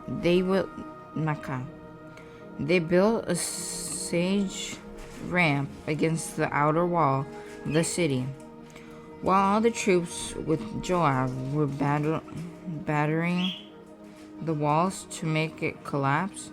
A wise woman called out from the city, Listen, please tell Joab to come here and let me speak with him." When he had come near her, the woman asked, "Are you Joab?" I am, he replied. "Listen to the words of your servant." She said to him. He answered, "I'm listening." She said, "In the past, they used to say, 'See consul in Abel,' and that's how they settled disputes. I am one of the peaceful and faithful in Israel, but you're trying to destroy the city that is like a mother in Israel.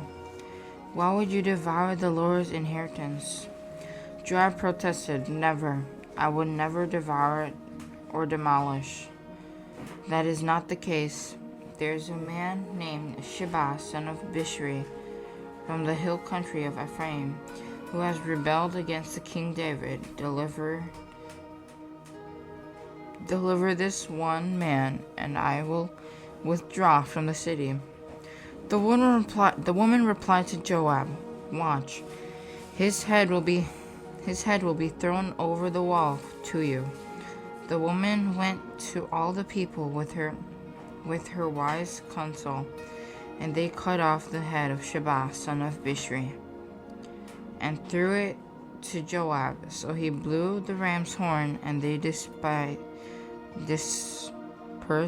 from the city, each of his own tent. Joab returned to the king in Jerusalem. Joab commanded the whole army of Israel. Benaiah, son of Jehoiada, was over the Cherethites and Pathalites. Adoram was over forced labor.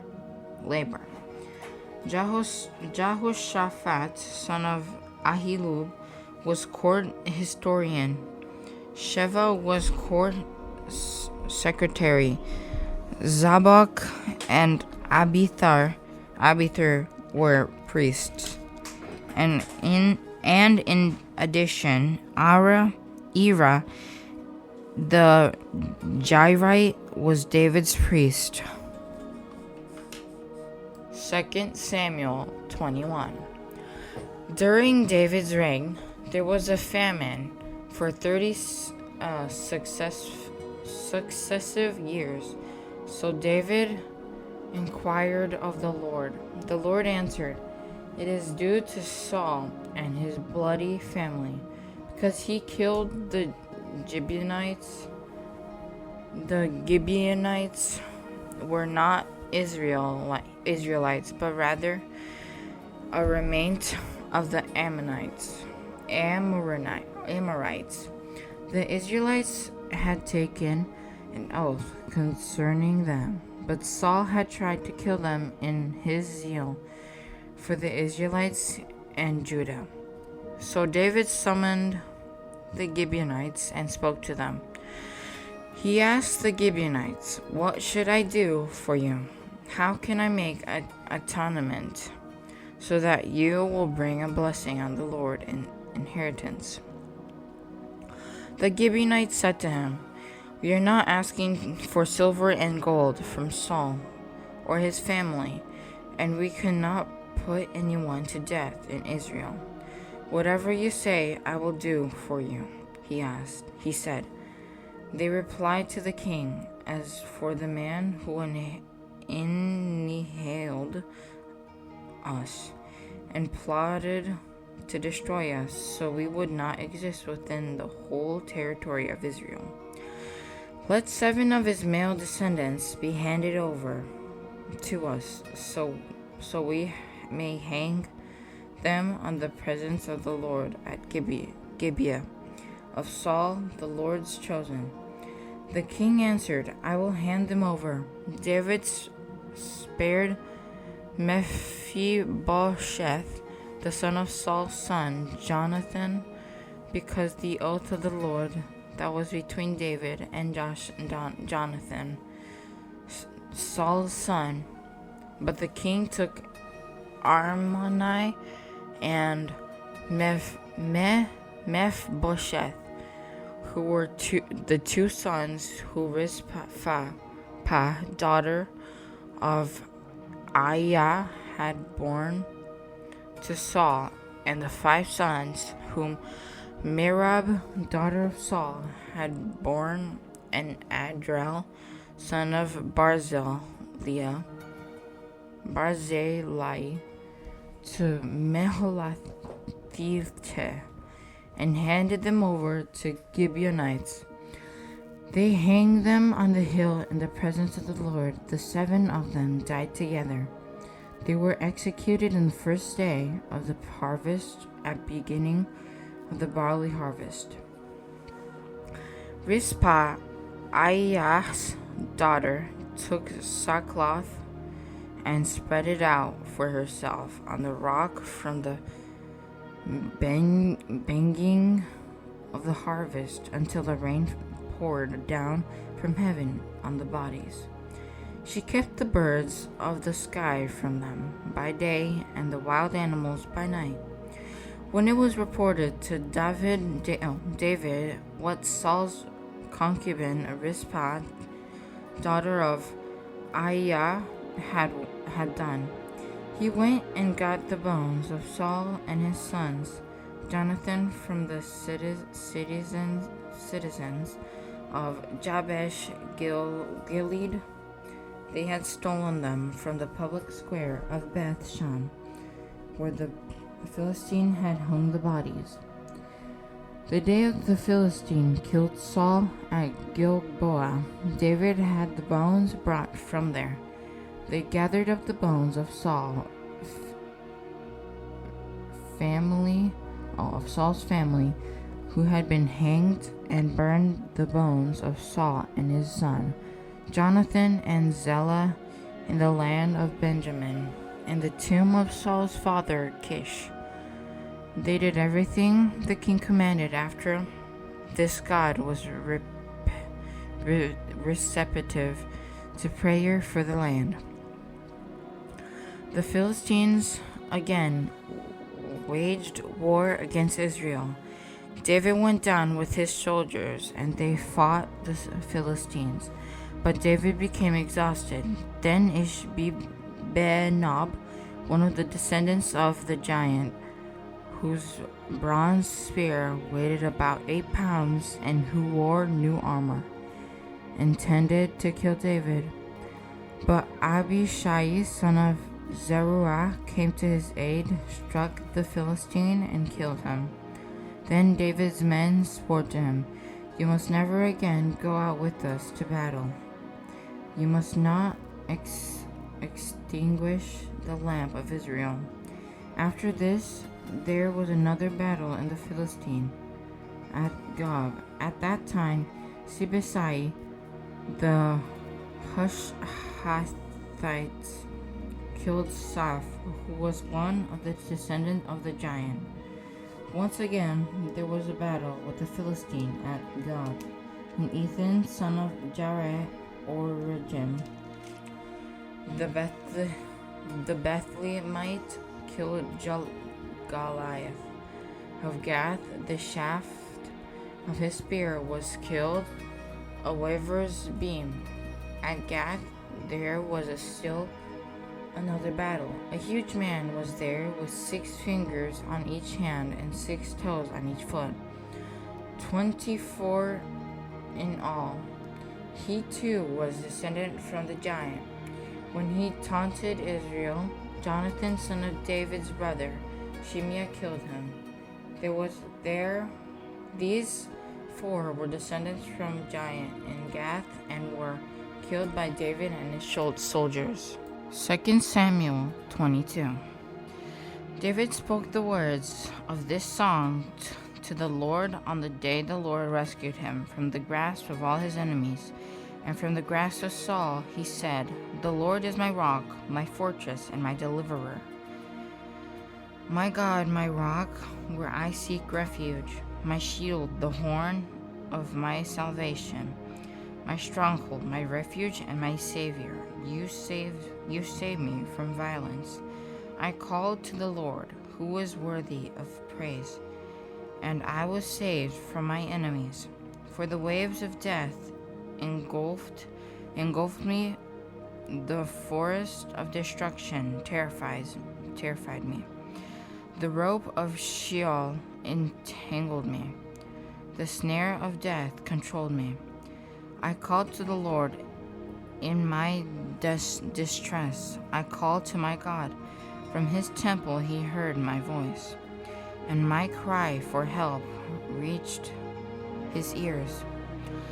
The earth shook and quaked. The foundation of the heavens trembled. They shook because he burned with anger. Smoke rose from the nostril, and consuming fire came from his mouth. Coals were set ablaze by it. He bent the heavens and came down. Total darkness beneath his feet. He rode a cherub and flew soaring on the wings of the wind. He made darkness a canopy around him, a gathering of water and thick clouds from the radius of his presence. Blazing coals were ignited. The Lord thundered from heaven. Most High made his voice heard. The Most High made his voice heard. He shot arrows and scattered them. He hurled lightning bolts and routed them.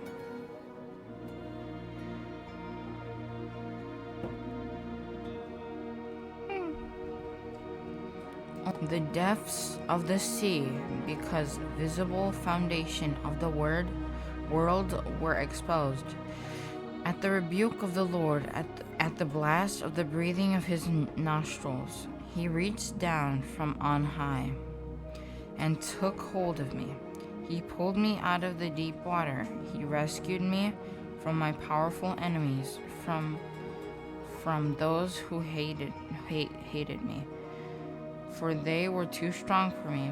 They confronted me in the day of my calamity. But the Lord was my support. He brought me out to a spacious place. He rescued me because he delighted in me. The Lord rewarded me. According to my righteousness, he repaid me.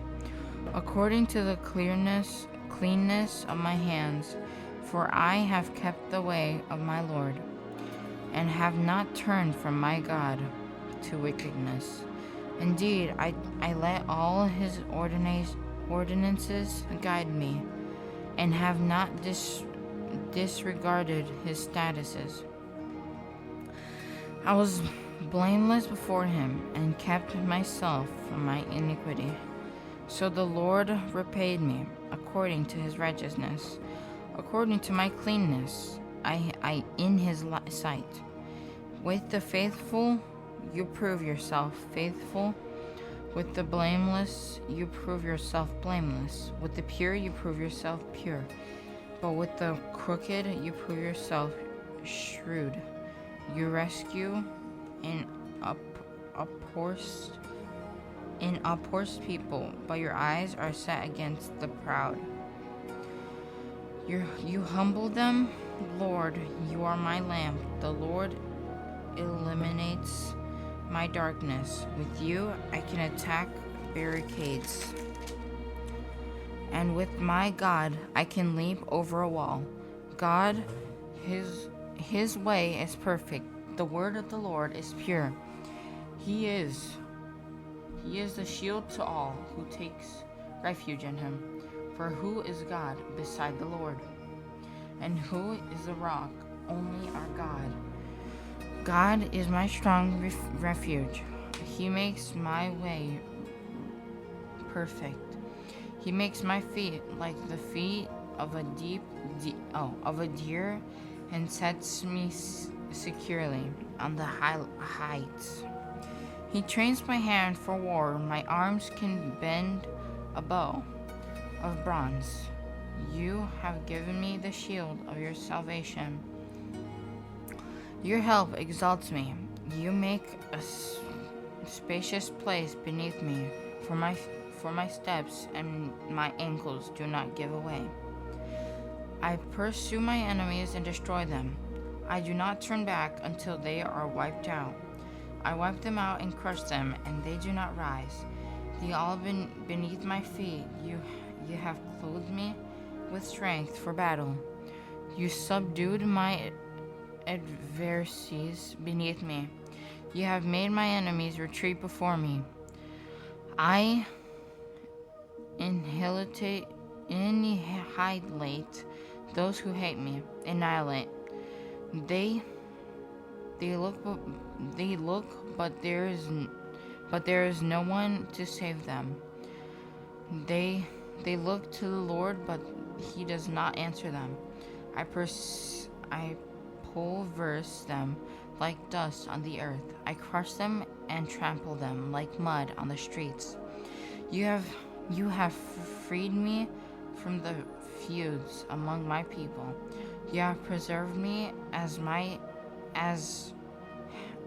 head of nation. A people I had not known serve me. Foreigners submit to me, crying.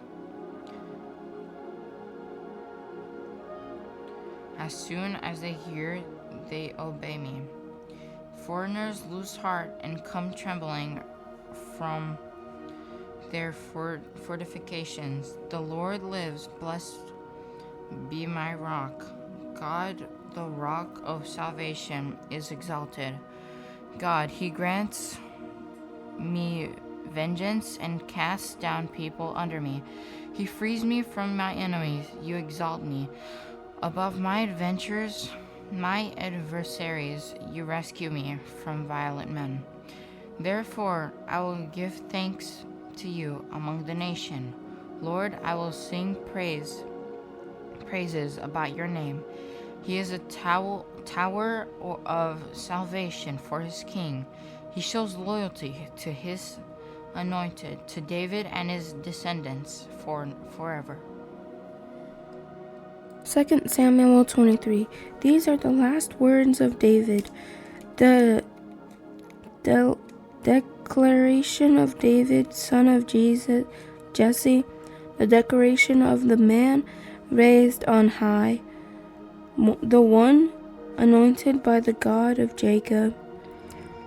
This is the most delightful of Israel's songs. The Spirit of the Lord spoke through me. His words was on my tongue. The God of Israel spoke. The Rock of Israel said to me, the one who rules the people with justice, who rules in the fear of God, is like the morning light when the sun rises. On the cloudless morning, the glisten of rain on sprouting grass. It is not true, my house is with God. Is it not true, my house is with God? For he has established a permanent covenant with me, ordered and secured in very detail. Will he not bring about my whole salvation and my every desire? But all the wicked are like thorns raked aside. They can never be picked up by hand. The man who touched them must be armed with iron and the shaft of a spear. They will be completely burned up on the spot. These are the names of David's warriors: Josheb, Bashebeth, the Techmonite was chef of the officers. He wielded his spear against 800 men that he killed at one time. After him, Eleazar, son of Dodo, son of an Ahorite, was among the 3 warriors with David when they defeated the Philistines. The men of Israel retreated in the place they had gathered for battle, but Eleazar stood his ground and attacked the Philistines until his hand was tired. He stuck to his sword. The Lord brought about a great victory that day. Then the troop came back to him, but only to plunder the dead. After him was Shema, son of Age, the Harites. The Philistine had established in information where there were a field full of lentils. The troop fled from the Philistine, but Shammah took his stand in the middle of the field, defeated it, and struck down the Philistines. So the Lord brought about a great victory. 3 of the 13 leading warriors went down at harvest time too, and came to David at the cave of Adullam, while a company of Philistines was camping in Rephaim Valley. At the time David listened, Gershon was at Bethlehem. David was extremely thirsty and said, "If only someone would bring me water to drink from the well at the city gate of Bethlehem." So three of the warriors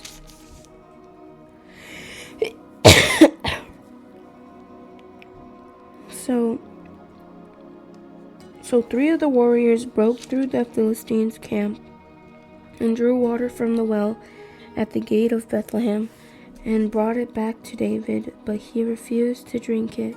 Instead, he poured it out to the Lord. David said, "Lord, I would never do such a thing. Is this not the blood of men who risked their lives?" So he refused to drink it. Such were the exploits of the three warriors. Abishai, Joab's brother and son of Zeruiah, was leader of the three. He wielded his spear against 300 men and killed them, gaining the reputation among the three. Was he not more honored than the three? He became their commander, even though he did not become one of the three. Benaiah, son of Joad, was the son of a brave man from Kabzeel, a man of many exploits. Benaiah killed 2 sons of Ariel of Moab, and he went down into the pit on a snowy day and killed a lion. He also killed an Egyptian, an impressive man, even though the Egyptian had a spear in his head. Benaiah went down to him with a staff, snatched the spear out of the Egyptian's hand, and then killed him with his own spear. These were the exploits of Benaiah, son of Joash, Jehoiada, who had a reputation among the three warriors. He was the most honored of the 30, but he did not become one of the three. David put him in charge of his bodyguard. Among the 30 were Joab's brother Asahel, Elkanah, son of Dodo of Bethlehem, Shammah the Hedrite, Elikai the Hedrite, Helez the Pelite, Ira son of Ikesh the Ketorite, Abiezer the Anthronite, Nebunai the Hushadite, Zelom the Eholite, Maharai the Nephthite, Heleb son of Bana the Netophthite, Ittai son of Ribai from Gibeah of the Benjaminites, Benai the Perethites, Hiddai from the Wadis of Gash, Abi-Albon the Abrite, Asmathite the Baramite, Alibah the Shalbonite,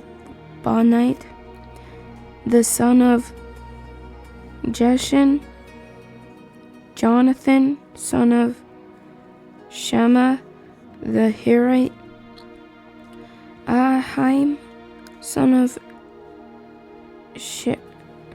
Shearer the Hirite, Eliphet, son of Ahasbai, son of the Machite, Elam, son of Ahithophel the Gilonite, Hazor the Carmelite, Pariah the Arabite, Egal, son of Nathan from Zobah, Beni the Gibite, Zelek the Amorite, Nariah the Bethrite, the armor bearer for Joab, son of Zeruiah, Ira the Ithrite, Jareb the Ithrite, and Uriah the Hittite. There were 37 in all. 2 Samuel 24. The Lord's anger burned against Israel again, and he stirring up David against them to say, go count the people people of Israel and Judah. So the king said to Joab, the commanders of his army, go through all the tribes of Israel, from Dan to Beersheba, and register the troops so I can know their numbers. Joab replied to the king, may the Lord your God multiply the troops 100 times more than they are, while my lord the king looks on. But why does my lord the king want to do this? Yet the king's order prevailed over Joab and the commander of the army. So Joab and the commanders of the army let the king's persons to register the troops of Israel. They crossed the Jordan and camped in Aroer, south of the town of the middle of the valley, and then proceeded towards Gad and Jazer. They went to Gilead and to the land for the Hittite, and continued on to Denjon and around to Sidon. They went to the fortress of Tyre and all the cities of the Hivites and Canaanites. Afterward, they went to the Negev of Judah at Beersheba. When they had gone through the whole land, they returned to Jerusalem at the end of 9 months and 20 days. Joab gave the king the total of the registration of the troops. They were 800,000 valiant armed men from Israel and 500,000 men from Judah. David's descendants troubled him after he had taken census of the troop. He said to the Lord, I have sinned greatly in what I've done. Now, Lord, because I've been very foolish, please take away your servant's guilt. When David got up in the morning to the word of the Lord had come to the prophet Gad, David's seer, "Go and say to David, this is what the Lord says. I am offering you 3 choices. Choose one of them and I will do it to you." So Gad went to David, told him the choices, and asked him, "Do you want 3 choices? Years? Do you want 3 years of famine to come on your land, flee from your foes? 3 months will they pursue you, or have a plague in your land? 3 days, your land, 3 days. Now consider carefully what answer I should take back to the one who sent me." David answered Gad, "I have great anxiety. Please let us fall into the Lord's hand, because his mercies are great, but don't let me fall into human hands." So the Lord sent a plague on Israel from the morning until the appointed time, and from Dan to Beersheba 17,000 men died. Then the angel extended his hand towards Jerusalem to destroy it, but the Lord relented concerning the destruction, and said to the angel who was destroying the people, "Enough, withdraw your hand now." The angel of the Lord was then at the threshing floor of Arua. The Jebusite. When David saw the angel striking the people, he said to the Lord, "Look, I am the one who has sinned. I am the one who had done wrong. But these sheep what have they done? Please let your hand be against me and my father's family." Gad came to David that day and said to him, "Go up and set up an altar to the Lord on the threshing floor of Araunah the Jebusite." David went up to Adens to Gad's command, just as the Lord had commanded. Arua looked down and saw the king and his servant coming towards him, and so he went out to pay homage to the king with his face to the ground. Araunah said, "Why has my lord the king come to his servant?" David replied, "To buy the threshing floor from you in order to build an altar to the Lord, so the plague on the people may be halted." Araunah said to David, "My lord the king may take whatever he wants and offer it. Here are the oxen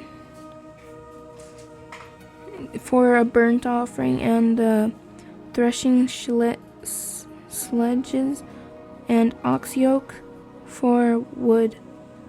Your Majesty." Araunah gives everything here to the king. Then he said to the king, "May the Lord your God accept you." The king answered Araunah, "No, I insist on buying it from you for a price, for I will not offer to the Lord my God burnt offerings that cost me nothing." David bought the threshing floor and the oxen for 20 ounces of silver.